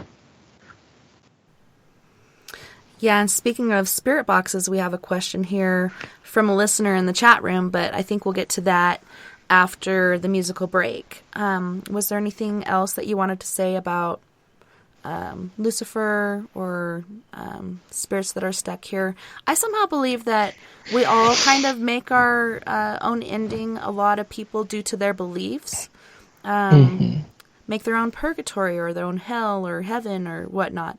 One in particular ghost that I had communication with, she came through and said her name was Kate Johnson. And she said Walter intention death, sharp tool. We did homework on her. She was named Kate Johnson. She was a soiled dove back in the day, which meant she worked in the sex industry. She fell in love with a firefighter who had fallen in love with her, and he was going to take her on the train to elope and marry her. Being that she was a working girl, the brakeman had found them together and became very upset because he had feelings for her as well. And a fight ensued. He ended up taking the firefighter's life, stabbing him to death. The brakeman was thrown off the train. But Kate felt guilty, like had she not been there, this would have never happened.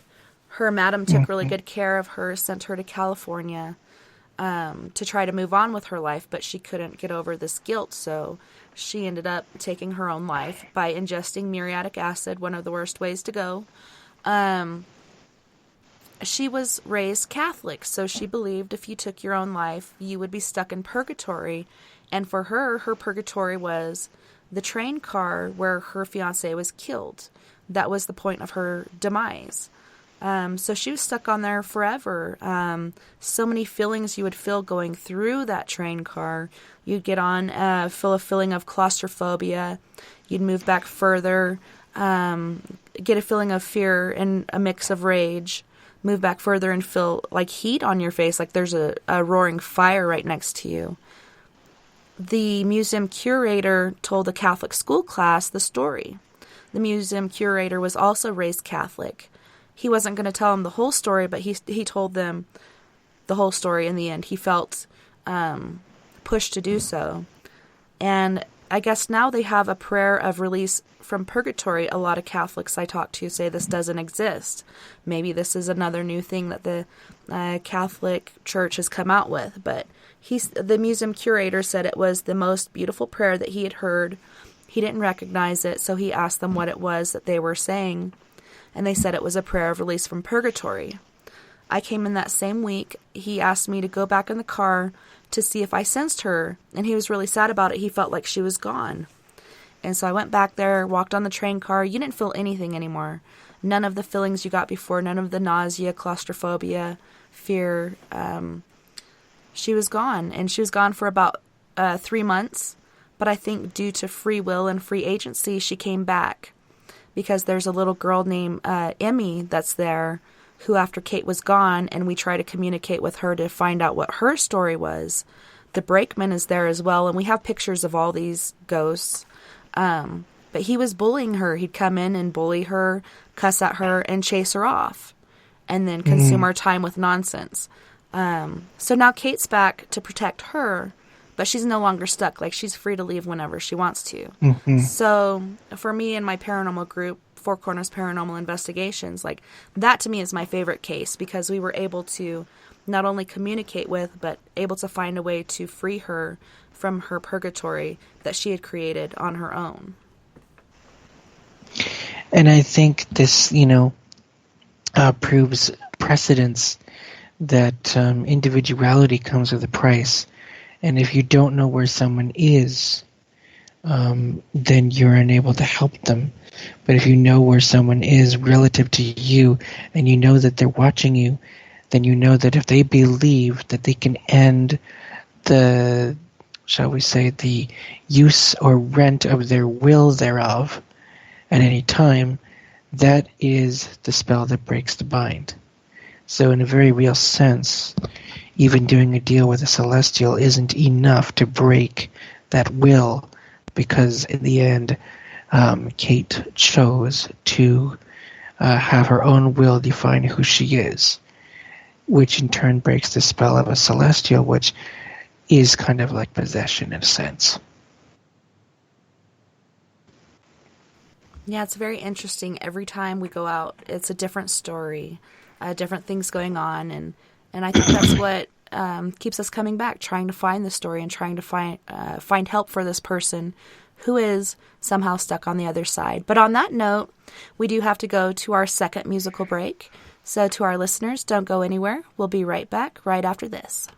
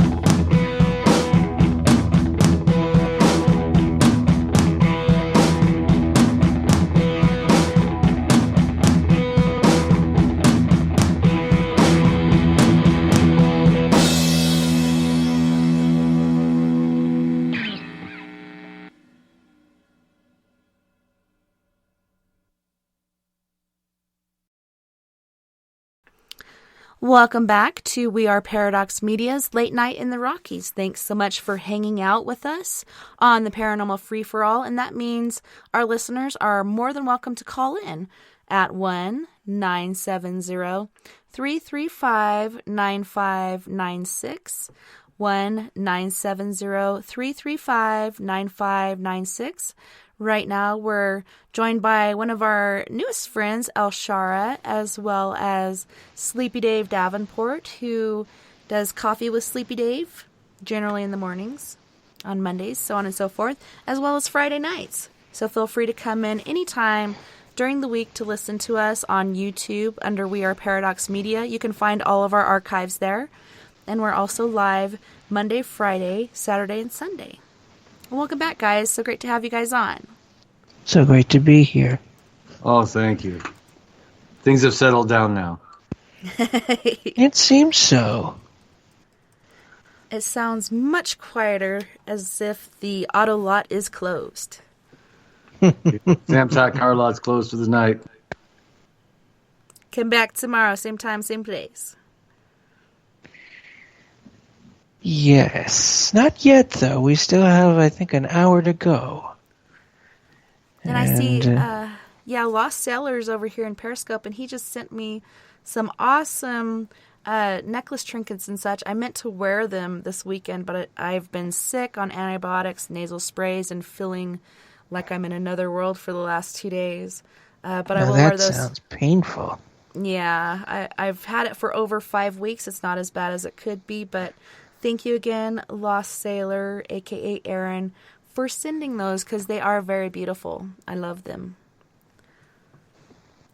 But yeah, the ear infection isn't even as bad as the way I'm feeling on these medications, and it's not even opiates or anything. I'm on amoxicillin as an antibiotic, a nasal spray, as well as Mucinex. But yeah, I've had the weirdest head and body high going on for the last 2 days, and I keep waking up in the morning feeling sick, not only in my stomach but in my head. So I'm wondering, am I having a slight reaction to one of these? And that's why I don't like taking medications or medication upon medication upon medication, because I don't know which one is causing the issue. I would say the amoxicillin is fine. You might feel a little bit queasy simply because it's medication that's actually trying to break down the antibodies in your body so that it can rebuild the cellular structure again. So you may feel a little bit off kilter, but I wouldn't consider that to be a deal breaker for medication. You should be safe. Yeah, yesterday when I got up, my legs were numb. And then later on in the day, I was feeling numbness in the back portion of my head and like kind of tingly throughout my whole body. So, it was really weird. Really weird. But I'm getting used to it. I'm going to stick with it and get rid of this mild ear infection that just won't go away. If it persists, just go to the doctor and see what they say. I mean, they're the experts in the medication department anyway. So it should be fine. So Sleepy, we finally got you on here not selling cars on the car lot. Yeah, right. Yeah, you got me. I don't know. I just been. It's been a busy week. Sort of. Still trying to find a regular full-time type job. I'm out of my element, being out of the casino industry now. So. Yeah, it is quite a change. You used to be in the casino industry. Yeah, I was a car dealer for a while, and then before that, I was a slot technician. Slot guy, and then before that, I was in security in the casino. So, got it in that way. Lots of magic happened on the tables. I was telling about that the other night in a more of a private chat. A lot of these things that happen on the card table that are that are paranormal. You don't hear too much talk about it, but sometimes the way hands are played, or how the cards come out, or just how somebody's fortune runs, it's more like I think that's why they call it a streak. Not because that person per se is on a streak. Like I'll give you a good example of how patience can pay off, and how being impatient can cost you a lot. Real quick, I used to, when I was dealing, part of my job was you'd be a relief dealer, and what that is, you have 4 dealers that you're assigned to, and you're assigned to give them 20-minute breaks, because every hour and a half or every hour and 20 minutes a dealer gets a break because it's so mentally exhausting. So that's all you do all night. So right off the bat, my shift was 8 at night to 4 in the morning. So right off the bat, I would go on break. I'd go clock in, and I'd go on break for 20 minutes for the first part of my shift. Then I would start my rotations. So during one of my runs, I come back from my break, and I start on my runs of giving the other 4 dealers a break in my little pit there. And every 4 or 5 hours, it just depends on every casino, the cards are changed out and new cards are brought in. And to change the cards and do the shuffle is a whole process. And depending on the speed of the dealer, it can take 5 to 10 minutes. Well, there was 2 tables that were doing the final card shuffle for the new cards, and one was they were both 3-card poker tables. Best 3-card hand out of, you got to beat the dealer, basically. Mm-hmm. Now, they have a side game to that. Now, not to get confusing, because it can get confusing, especially if you don't gamble and this isn't your world. I will. Give me a minute. I'm telling the story. So, aside from your regular 3-card poker game in which you're playing against the dealer, you have to have a pair or better or high card, doesn't matter. You have a bonus game, which is called the 6-card bonus. So basically, your 3 cards and the dealer's 3 cards, if it makes a poker hand, and if you bet on this particular bet, you can win extra money. Well, the big prize for this, I guess I forget what the hand was called, the 6-card bonus bet, was a super royal flush of any suit, all like 9, 10, all the way up till ace. Ace of hearts, queen, doesn't matter. And the prize was $100,000. And the odds to hit this was something like in the hundreds of thousands, maybe millions. I forget what the odds were. I used to know them. So this lady, she's getting impatient, she's going from one card table to the next. She sits down for a few minutes. Hurry up, the other one. So finally, one card table starts. She gets up, goes over, and starts playing a hand. Well, as soon as she gets up, the fella sits down where she was sitting down, and the very first hand out, he loses his hand, but he decided to play the 6-card bonus game, try to make the best hand between his hand and the dealer's hand. He won that super royal flush of $100,000. I've never seen a lady get so angry. You owe me $5,000. I gave that seat to you. I rented that seat. You owe me $5,000. They had to escort her out of the casino. And wow. And if she would have just stayed 2 minutes before, she would have been $100,000 richer. And the guy was just, because she done it 2 or 3 times to him before. She'd get up, and then he would, because he was patiently waiting just for a seat to open up, and she would get up, and then he would go to sit down. No, wait, I want the seat. No, can I put my purse? She was doing that crap. Can I put my purse here? No, you cannot reserve a seat. You got to pick a table and play. And then, that's it. Yeah. So be fair warned, how these cards come out. I've seen guys down on their luck turn it around in one hand. Then I've seen people lose $100,000 within a matter of 15 minutes. I tell you, I always prefer the cards as opposed to the slot machines because you never know what they're going to do. Yeah. When I worked in the casino as bartending, and people would come over and, say they lost on a flat tire or so on and so forth, and I'm like, wow, that's unfortunate, but I don't know what the hell you're talking about. So I decided to start getting onto poker games online so I can learn what these different terms meant. And I got really, really good. And the first game that I ever played live with a bunch of people, there was an open bar and everything, so I actually got so drunk at one point I kind of blacked out, and then I came back, and there's this huge pile of chips in front of me, and it's the last hand, and I'm like, I want to go all in, so I'm trying to move my chips. That's the dumbest thing to do. Yeah, and my friend's like, you don't have to move your chips. I'm like, but I want to. So I'm trying to move all these chips, and of course they fall over the floor and stuff, but I end up winning, and it wasn't a lot of money, but I was so happy, that I had learned so much online that I was able to play live with real people. So for the past few years, that's what I've been wanting to go do for my birthday, is to go play poker live at the casino and win some money. But yeah, it's still yet to happen.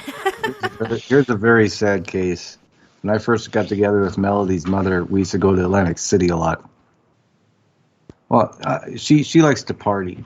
I mean, she's a partier, and when you talk about what stays in Atlantic City, what stays in Vegas, same goes for AC. So one night now mind you, I did not gamble at the time. Okay, I grew up in the house. You don't gamble, cards weren't allowed in the house, that sort of thing. So she buys in with roulette. She buys in to play roulette. She has a pattern that she plays, and it's not so much numbers as it is patterns.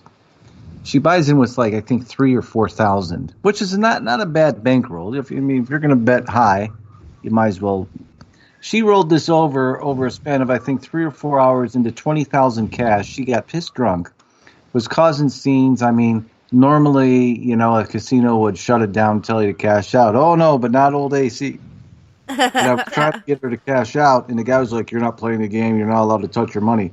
I said, "Dude." I said, she's done everything but, vomit all over the table. I mean, she's tried to hump you, hump me, hump the freaking waitress. I mean, she's, going crazy, and she doesn't remember a thing about it. She still thinks I am making up this story till this day. She goes, "Why didn't you stop me if I had 20 grand? I said, "Yeah, stop you. You're like a freight train when you're pissed drunk." Excuse me. That's why I don't like alcohol mostly. It just turns people into this raging lunatic. Right. Or either you get the happy drunks, the violent ones, or the Winnie the Pooh donkey types. Oh, woe is me. Eeyore. Yeah, Eeyore. Mm-hmm. Yeah. I know the feeling. 20 grand. Mm-hmm. Most I ever won on a slot was 7,500. Aw, Miss I ever wanted Raven. to. Miss Raven from Periscope's going to bed. I was inviting her to come call in with your stories because she's had stories of sleep paralysis and such. But have a good night's sleep, Miss Raven. Yes, the comforting voices to lull you to sleep. Have a good night. It's nice to meet you. I'm the new ASMR guy. Hello. No. And I just want to say again to our listeners, because I'm not in all the chat rooms that we're out there in, but if you want to call in with your story, paranormal and otherwise, 1-970-335-9596. One more time if you're getting a pin. 1-970-335-9596. All right. If you'd like to advertise on We Up, no, I'm just kidding. If you would like to advertise on We Are Paradox Media's Late Night in the Rockies or Coffee with Sleepy Dave, what is the new name of your show on Friday nights? It's Coffee and a Chat with Sleepy Dave in the mornings, and then Coffee and a Late Night Chat with Sleepy Dave on late nights. Because usually I'll use up the airwaves here on We Are Paradox. Oh, we lost him. Are you still there, Elshara? Oh, no. Oh, what are we going to do? We got to call back. Skype is starting. Regular listeners or sorry, Skype kicked me out, so I don't know if everybody could hear you. So I asked what the name of your show is. Just say it again so they can hear you. Coffee and a Chat with Sleepy Dave. And you said you use up the air time, and that's when it got cut off.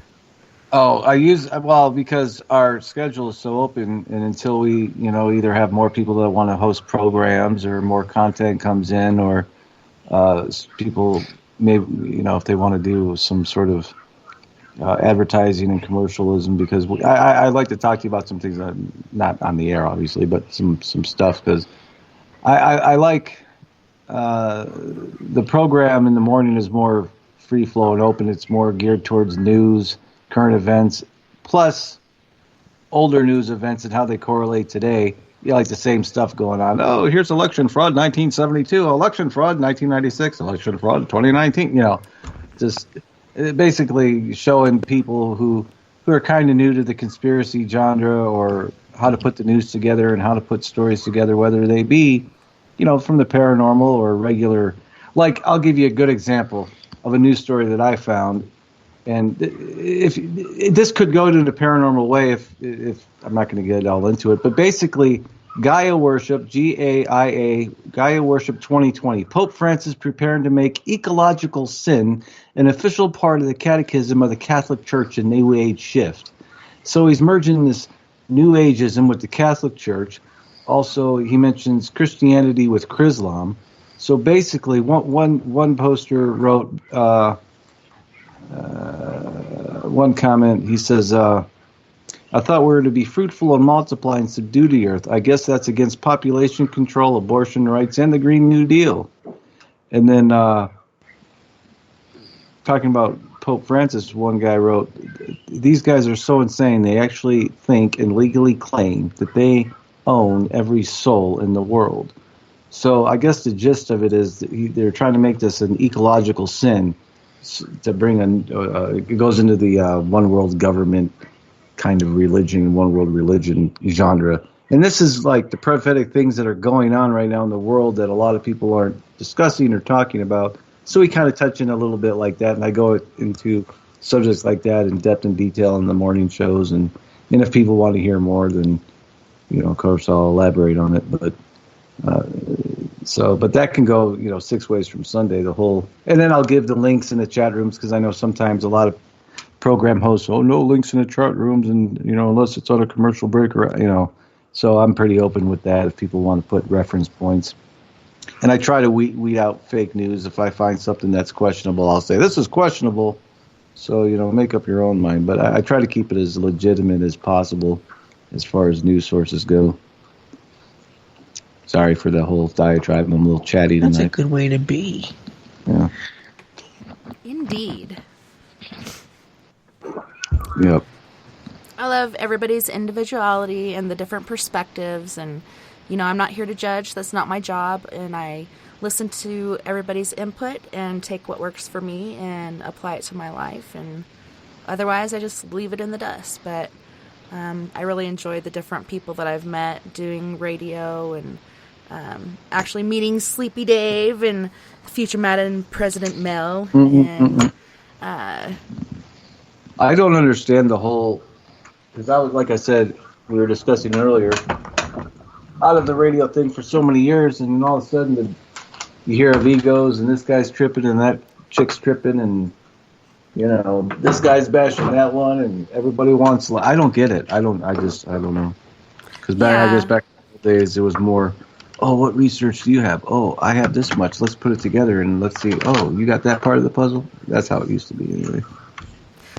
Troll Patrol was saying, a real radio show, laugh out loud. This is awesome. And there was a comment that was on here a minute ago, I don't find now, but talking about how they're enjoying trying to figure out what's going on with this show. But there's so many things to cover under the umbrella of the paranormal and what's going on in the world out there. Like, fact is indeed stranger than fiction, and we are in a really crazy time in life right now, and I'm sure every generation says that, but we definitely are going through some crazy shenanigans. But, I just like to fly by the seat of my pants and enjoy myself as much as I can. In order to understand these different people, Sleepy Dave, that are, so negative and not happy unless they're causing drama, you have to stoop to their level to understand them. So there's really no point in wasting your time with that.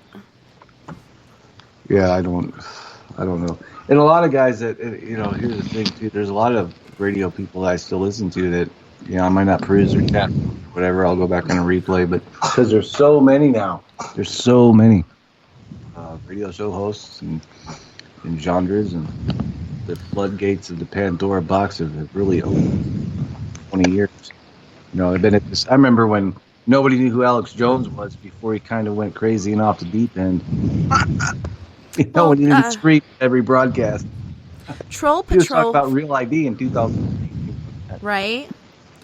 Troll Patrol 420 in Periscope was asking, since you are talking about different hosts and such right now, what are your thoughts on Coast to Coast? Elshara, Sleepy? Well, I'll tell you what I think about Coast to Coast. It is way too bloated with the same stuff that they've been preaching about since that show began. Not a lot of quality. Without art. Oh, no. Listen. Since that show began, it's basically got people interested in ghosts. They promote the same guests. They have the same ideals. They have the same format. And it's usually a lot of people that are not very contactable. Like a lot of their guests, you can't just walk up to them on the street, or you cannot just find them on a website and email them. They're very hard to contact. They're very hard to prove anything. They're not open-minded at all. I would have to tell you that as a show goes, I think their format sucks. And I wouldn't listen to it right now. Somebody paid me to do it. I don't hate George Norrie. I think he's a great guy overall. I like Art Bell. I like all the people that run it or that have run it or that made it possible. But I think it's a little too big and a little too convoluted and a little bit I think I've outgrown it. I need more depth in my life. That's why I'm here. Coast to Coast has turned into a factory of conspiratorial or other weird news. I'll give you a good example of how things are blown out of proportion on Coast to Coast. And this is a true fact, and maybe YouTube still has the clip up, but not many people remember. I'll give Coast the credit for first really reporting on the bees back in 2007. You really didn't hear about anybody reporting on that, and George was talking about it. What? And back then, I remember, some people were joking around, it's probably the pesticides that are killing it, and that's what it turned out to be, so to speak. That's like the last I heard. But you have these odd broadcasts that you cannot substantiate. Like one time I think it was either him or Art got on the air and they talked about how Australia was being evacuated. They were going to evacuate half of Australia for some reason or another, and it was just a whole big propaganda piece. And I remember listening to that original broadcast, and I'm like typing on the internet, Australia being evacuated, and there was no rhyme or reason given to it, And if you really listen really closely, the propaganda like that and fear mongering has crept up, not only in like the Coast broadcast, but Alex Jones did it in the 1999-2000 New Year's Eve. He's telling, the Russians are, bombing, they're firing missiles, and none of that. It was like a Orson Welles broadcast of 1999 going into 2000. So, some of these guys, I don't know why they do that. I don't know what the purpose would be to embellish, to tell audience with the Y2K paranoia that was going on that the Russians are, firing missiles. But if you can go back and hear these broadcasts if they're still available on YouTube. So I think when broadcasters do that, they damaged any credible person they might have on the show. I mean, well, Stan Friedman was a regular fixture, but also what you're talking about, I think, Al, is what I used to call the power control group, because you have a certain number of people that are allowed on the circuit line, they're allowed on the lecture line, they're allowed into the circle, and we're going to sell our swag, our books, our T-shirts, our DVDs. We're going to do the, make the whatever cable circuit on the shows and the internet. And that started changing, I noticed a couple of years ago when TTSA made the emergence, and then they plant certain ideas in the audience's mind. They'll sit on it. They won't mention it for a few months, maybe a year. Then it'll suddenly come back up. Case in point, Friedman being asked, well, there's there are very many UFO reports now. Not too many abduction reports as the 80s or 90s, and somebody asked him about it, and then the story resurged like a year later. So a lot of regurgitated facts. You're right. You have to be, because everything I think is out now. It's like a surveillance society we live in. But to be honest, this is not 2006 anymore. I haven't ever listened to Coast to Coast. I received their newsletters. I don't have a problem with it. It's just not much anymore. Yeah, I've heard people refer to George Norrie as George Snorri. I didn't know Art Bell was on that radio broadcast. I didn't even know who Art Bell was until he passed. Oh, wow, really? Yeah, and that's when I looked him up and started listening to him. And he's got a lot of interesting things going on, a lot of interesting guests, and he lets you into his life, and he's really cool. The only issue I had is that his voice was so soothing, I would fall asleep every time listening to him. And I'd wake up and be Norrie like, has a voice like that, too. I don't have anything against George Norrie. I don't have anything against these guys. He seems like a nice guy. I don't have anything against him either. That's just what people have told me. And I'm like, I don't know. I haven't listened. I guess I should. Al was right about one guest George had back in 2003. Her name was Alexandra Robbins. She wrote a book on the Skull and Bones Society. And she interviewed Skull and Bones members, and then she interviewed society members of her own secret society, like Skeleton and Key or something like that. And at the time, people were a little upset that she was writing a book about the Freemasons, and she's like, "Oh, I kind of want to set the story straight." And it was a great interview, but you can't find it on YouTube. And George never had her back on the air. Now she's written other books since then and before then, but this one was kind of out of the genre for her. But it was great research. Just never hear from again for some reason. It happens to a lot of people who are very accurate and getting very big. It's the ones that come out with all the craziness or woo or whatever you want to call it. Well, they want to hear about the George Adamskis who flew around Venus and got a first shot of, oh, look, the rings are vanishing, disappearing, and they want to hear that stuff for whatever reason. It's all because of global warming. No, I do believe that. There's stuff going on in our environment. I've noticed some crazy changes. Even when we had that earthquake that caused the Fukushima leak, which I think was already going on anyways. But the crickets woke up that night. Like, there's still snow on the ground, and the crickets start chirping. I'm like, what the hell? And after that, we didn't have any snow the next winter, really. I had flown my brother out from Georgia that I hadn't seen in 30 years. And I'm like, yeah, you're going to have a white winter finally. And nope. You just have brown grasslands and mountains and such, dry mountains. And it has never been normal ever since. It seems like every year is different. And I'm wondering what this winter's going to bring.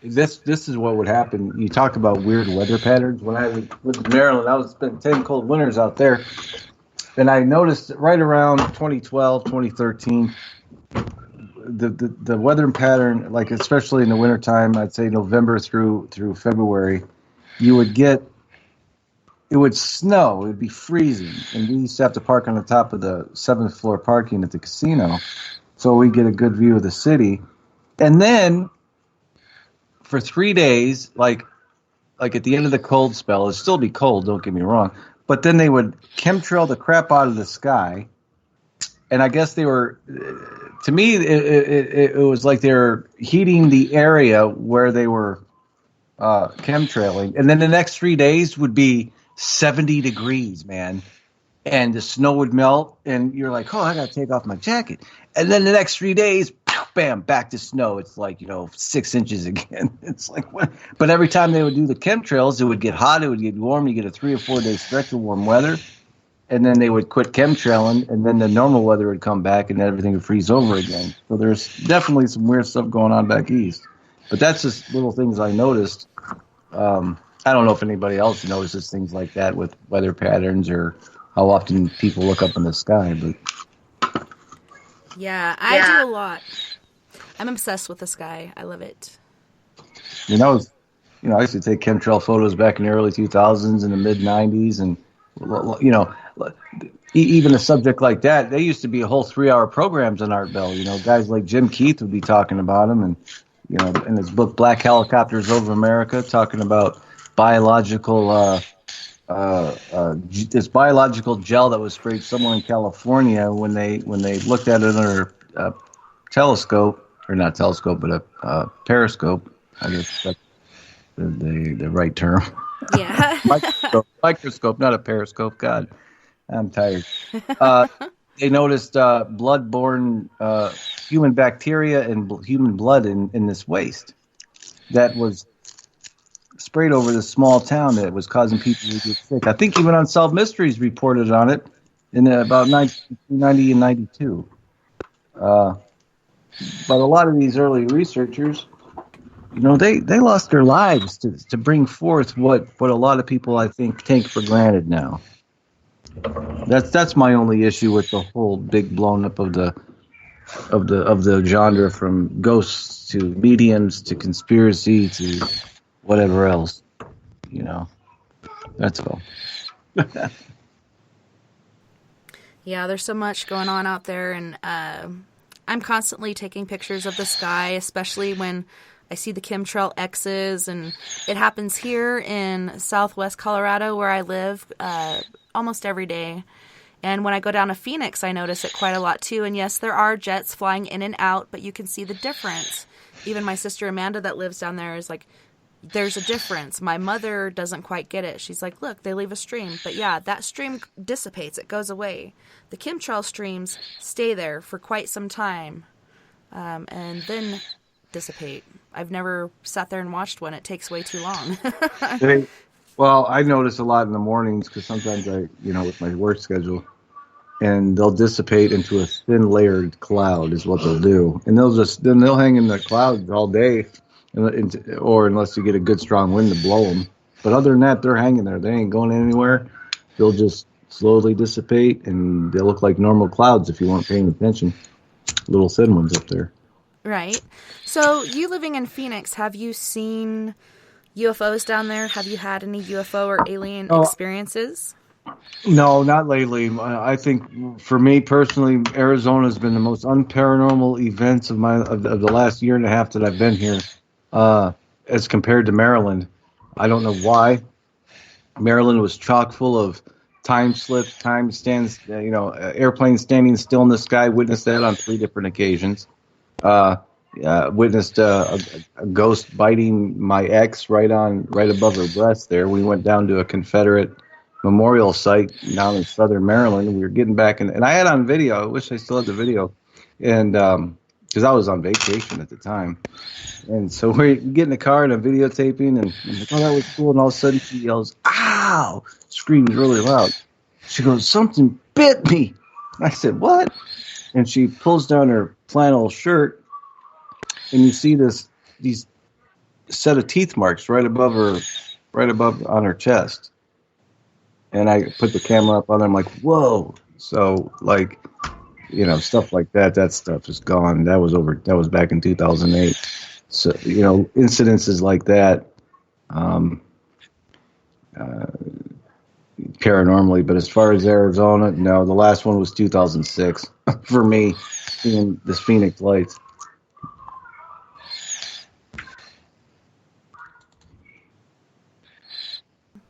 Were you able to witness that, or did you just see it on the news? No, the Phoenix Lights, I videotaped them myself when I was at work. They happened over Monday, Thursday, and a Friday, I think, is when they showed up. They first showed up on a Monday. My bosses were telling me about it because I used to work at the base of Pinnacle Peak. And if you look on Google, Pinnacle Peak, Arizona, and right at the base of it is a Ritchie complex. Rich people live, gated community. So they were hovering out over there by South Mountain, but you could get a whole view of the valley from Pinnacle Peak. And these things were hovering all throughout the valley. It formed a kind of a formation of about 5 lights in the sky, all spread out. Some people say, oh, those are flares. Well, if they're flares, they're hanging there for a pretty long time. I'm talking 15 minutes or so. There was no, small thing. And you can see other helicopters and airplanes flying into the frame, flying into Sky Harbor, and then flying out of Sky Harbor. One of the planes went right below these objects hovering in the air. So who knows? But that's why it really surprised me. One of the guys, I forget his name, UFOs over Arizona, I believe is his. I think you can look on YouTube. But he was one of the very first guys here in Arizona in the early 90s to get really good footage of UFOs or lights in the sky. He had a public access show here in Phoenix for years, but I'm sure all that stuff and research is on. I know Rich Giordano had interviewed him. Jeff Wiles, I think his name is. But he's another good researcher. This is what I'm talking about. Researchers like these guys who've been in the field for 30 years, but hardly nobody's ever heard of them. But if you go over, look up UFOs over Arizona, I think that's his website, but I know that was his TV show name. He has footage going back years over the valley, and you're like, how could I have missed that? Like, but somehow you do. Maybe you were watching Jeopardy. I don't know. Yeah, it's pretty interesting. Every time I go, I try to see something up on the South Mountains there, but there's so many houses in the way, and you got to go out to like White Tanks. You have to go out beyond the city limits. Where you can go stargazing up in Sedona. That's a trip. Yeah. Well, I was going to say, next time I go down to Phoenix, the guests I had on the 10th, Entity Voices LLC, said I could come along on a paranormal investigation. It'd be cool if we could do that and actually do a live broadcast on one of our phones, and that'd be awesome. Yeah, I'll have to get a hold of an old 98 Sony TRV video camera, because those were the video cameras that had the night vision on them. Mm-hmm. The particular people, night vision X-ray. People say, oh, you could look through other people's clothes. Yes, it did have that capability to a point, but moreover, what night vision capability it had that you don't get nowadays is when you turned it on night vision, you would not only turn on night vision, but you would turn up the gain, and then all your little manual things that could open up your iris. And basically, it would turn the night sky black as night in the day. I tested this thing out in a graveyard, and it looked like everything was daytime, only everything was green. And I thought, this is the kind of night vision we need to shoot in the skies. The only drawback is it has a strobe effect, because I guess, the components or however it was made. I'm not a technological guy. But if you had a good hovering lights or disc or whatever the heck in the sky, and you had this in use, you'd get, look, it looks like a daytime footage. Nope, but it's only green. You lose that now with the night vision. Even some of the so-called pro night vision I've seen, you still can't see anything. It's still not like how it used to be. It's one of those things I'd actually have to show you. I don't know. Yeah, I have a couple night vision cameras. I just have to get a new battery for it because the old ones have pooped out. I think I need to get a new charger too, but I'll have to. Does yours light up the sky green, like literally like daylight sky green, or no? I don't know, but I do have a night vision monocle, which I've been thinking if I attach my phone to it will give it night vision, and it's got different distances that it covers, but I'm not sure how up close I could film. Because Sony did it right back in '98 when they made this thing, and they said it was an accident, but I don't think it was. Because you turned this thing on and it was just like, oh my god, that graveyard was lit up like day, and then moreover, you could see the orbs flying around on the night vision, and for the longest time, I thought something was wrong with the camera. I'm like, what are these things flying in front of the camera? I'm like, God, that's driving me crazy. But I guess before I knew what orbs were. Yeah, it's pretty cool. Before I tell my story about Halloween, how did your Halloween go this year? Did you have any experiences? Did I work Halloween? We didn't do anything. I took old President El President out to a function like on the 25th, so she kind of had her Halloween that day. That was a school night, so we just hung out basically here and did Halloween at home. We don't celebrate it too much, you know. She didn't dress up or anything. She wanted to, but I was like, Show you something cool. yeah. But other than that, nothing too fun. For her it was, but for me, it was all right. Yeah. Well, this year we went to a party, which was, like you said, on the weekend before Halloween, and it was called the Jet Setters Ball, and it was pretty boring. Saw a few really good costumes. One guy pulled off it like no other. But we ended up leaving because there was a private party going on there in Fort Smith, Arkansas. So we went there instead, and it was just epic, amazing. But on Halloween, so I'd missed my flight to come back home on the 30th due to torrential rains. My sister's trying to speed to get to the airport, but she's hydroplaning, and I'm like, look, I'd rather make it home alive than you kill us trying to get to the airport. So, we stay home. I get another flight out a couple days later.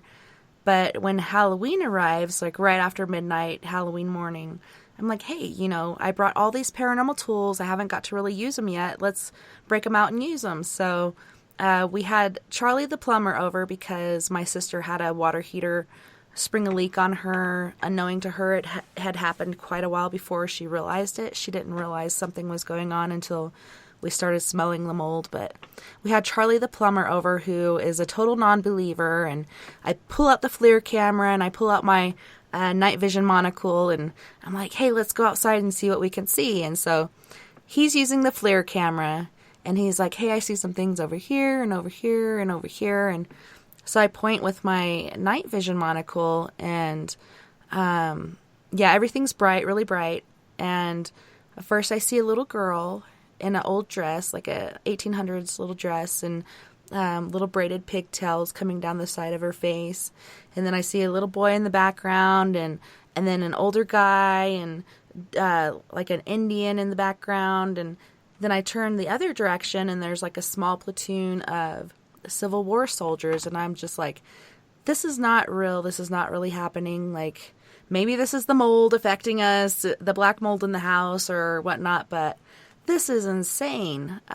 So we go in the house, and he and my sister are talking about the leak and what she needs to do. Come to find out, she's got to replace a 10x5 area that has been leaking. The floor is basically disintegrated underneath there, and so it's going to be really hard to deal with. But they're talking about that, and I'm in with the FLIR camera, just pointing it around the house, looking at the different temperatures and variations, and I point it towards this room that my sister and her friends say they think is haunted.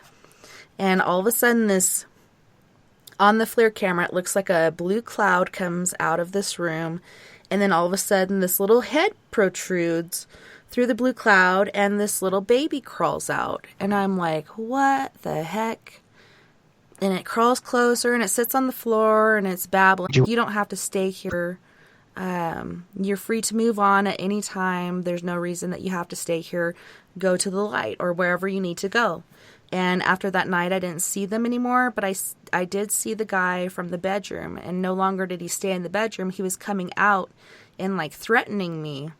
And I told him I wasn't afraid of him. To me, he's just this basically waste of space. I don't feel threatened at all. There's nothing he can do to me. But then while I was sleeping, something did happen to me. I guess I had a sleep paralysis thing going on, and was basically sexually assaulted by this entity that was in the house.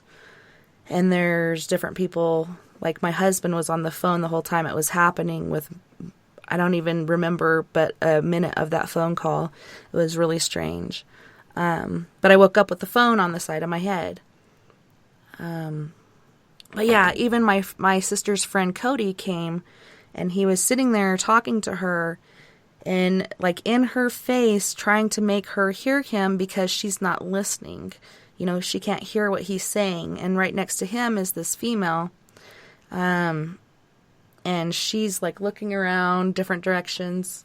I have to share all these pictures with you guys so you can see it yourself. But when he was talking to her, it reminded me of a negative on a photo, like inside of his mouth, it looked glowing on the FLIR camera.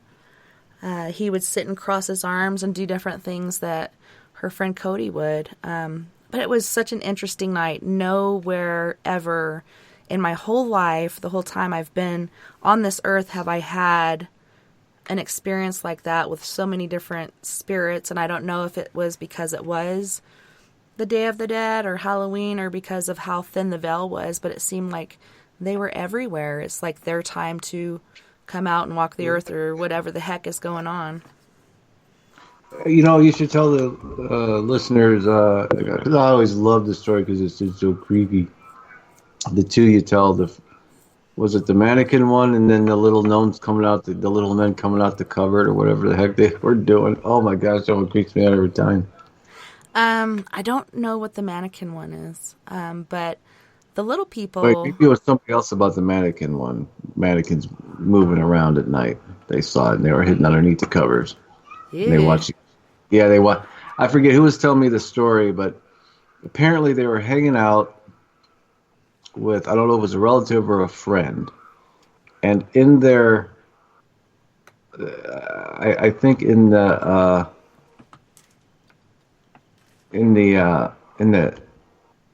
attic, how they in the old days they had the big attics. You could make the attics a room if you wanted to. Well, they had a bunch of attics, and somebody in the family, worked for a department. I don't remember. They had like mannequin parts in there, mannequins. Well, yeah, I can't remember who. I thought it was you. I don't know why, but I'll just recount what I remember the story. So what happens is, they go to sleep. They're crashing at the pad, and they're in the living room. And he or she tells me, I can't remember if it was a girl or a guy, tells me, yeah, I'm sleeping on the couch, and I have the covers up over me, and and my cousin or my friend or whoever's sleeping on the floor, and I'm just falling asleep, and all of a sudden I hear some rustling around. She goes, because I can see inside the kitchen from where I'm at, and I look and I see these body shapes of people walking around, and I'm thinking, well, that's weird, maybe somebody, so and so's family member or friend. She thought it was somebody, the family in there. She says, so I kind of, I shut my eyes again, and all of a sudden I hear like what sounds to be plastic or wood moving and shuffling about in the living room. And I'm like starting to freak out because I started getting this eerie feeling creeping over me. And she says, I slowly open my eyes and I see, no kidding, because I can see the light from the kitchen coming off, and you see the silhouette with a little bit, you can see the fleshly color of the mannequin. She says this mannequin is directly standing right over me, bent over, watching me sleep. And she goes, I'm so scared. And they got the, covers up kind of over my head, but I just my face is showing, but I'm pretending I'm sleeping, but I could barely have my eyes open. And this thing, she goes, and then there was another two behind this one staring at her, shuffling around, walking around the cousin. And then she said what seemed to be forever, the mannequin finally stood up, turned, kind of like all mechanical, and started walking back. And then they all went back upstairs or wherever, left the room. And she said that she did not move, he or she, whoever told me, the rest of the night, was totally scared shitless. And the next morning, swearing that the mannequins were alive. And the cousin was like, yeah, right, because the cousin slept through the friend whoever slept through the whole ordeal. But I thought that was you who told me that story. I'm like, the mannequin story. Oh, my gosh. I don't know who that was. Hell no. I'd never be able to go into a department store ever again. Mm-hmm. Who collects that kind of stuff? Well, it could have been somebody who knew Brian Melvin, because Brian Melvin, when he told me, when he was a guest on the show, but for those who didn't listen, when he had his experience in hell, that's what the cells were like. He said when he would go to department stores, you know how you have the clear plastic display cases of mannequins, and they have a beach scene. He says those would freak him out and give him PTSD because those were exactly like the cells in hell that you're stuck in, basically. And the scenes keep repeating over and over, kind of like either a holodeck, he kind of compared it to the Next Generation, Right. Or a treadmill. He says, you think you're walking. He's like, some of these people I've seen in their cells, they think they're walking for miles down a street or in a desert, or they think they're in a pool hall, but really they're in this cell. It's like what's being projected in your mind is being projected in hell. So all the stories that we do hear of, you do live your own hell. That is true. You reap what you sow, the bad stuff. Can you imagine reliving every bad thing you've ever done to somebody, feeling not only, that, and then getting paid back by those people or spirits or demonic spirits thereof? Can you imagine that? Oh, that'd be hell. Yeah. Reliving that over. I tried to do unto others, and I didn't mean to go no off on a harm. diatribe, but yeah, it's just, I think a lot of people, though, in their quest to find out what's after this life is, I figure it this way: you're going to be dead a lot longer than you can be alive. Be careful which life you're really pleading for.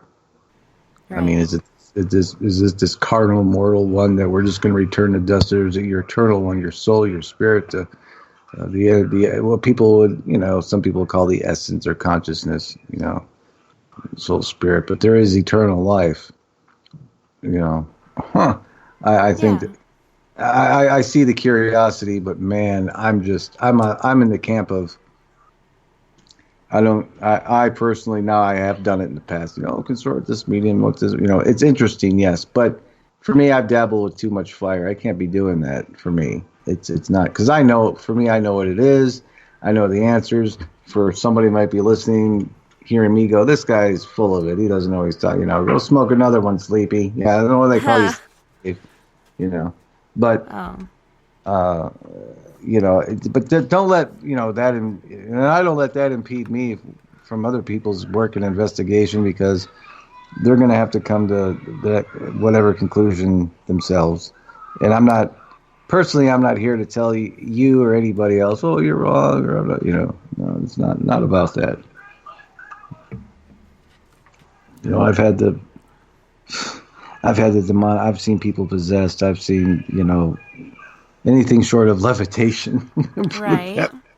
Yeah, and I'm not here to judge anybody or anybody's experiences. Your experiences are yours, and what makes you who you are, and we all have different experiences for different reasons, and I just like to hear everybody's experiences and perspectives, because there's so much out there, and there's no way that we can experience it all, so why not experience it through each other?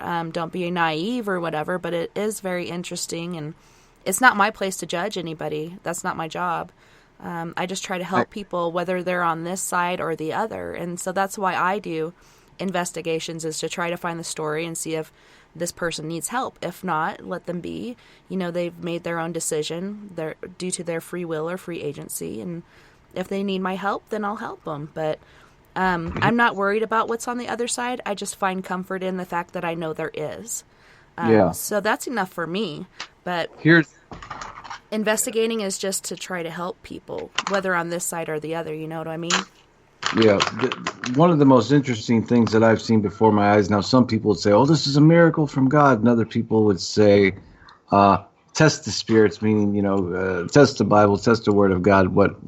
Meaning, if it really is a miracle from God, or if it's a counterfeit miracle, meaning like a black magic divination sort of thing. Now, this was very interesting. I'm not going to go all into it, but because we got very little time. But the gist was, I was with this Catholic lady back in 2010, and she was praying rather, and she had this whole shrine set up in her basement of the angels and statue of Jesus and Mary and whatnot. And she had this silver crucifix on a plastic cross, and then there was Jesus, a silver little statue of Jesus nailed to this crucifix, and she had it setting up in her little shrine.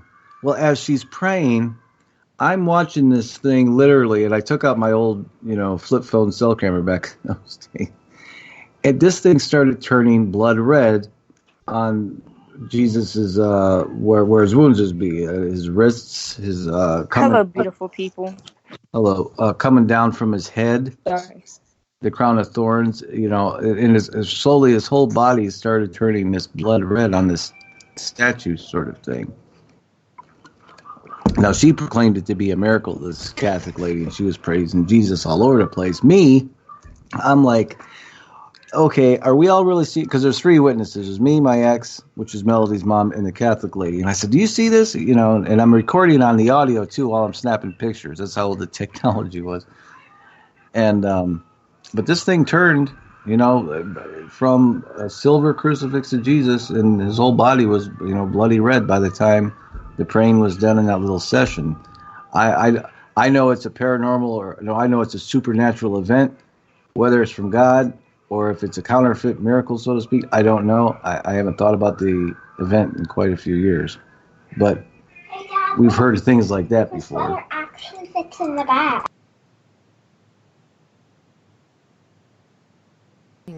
Pretty interesting, all the different things that go on in our world. And like I've said so many times before, fact is indeed stranger than fiction. And I've seen so many things in front of my eyes that really blow my mind. And I'm like, you can't make that shit up.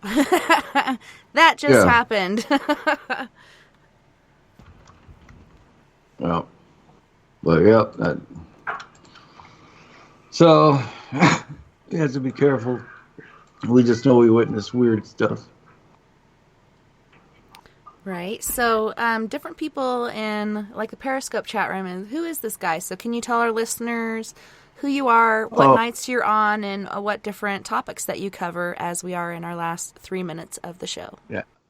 I'm Sleepy Dave Davenport. I host a show called Coffee and a Chat with Sleepy Dave. Usually on the Monday mornings I'm free. So check us out Monday mornings, usually.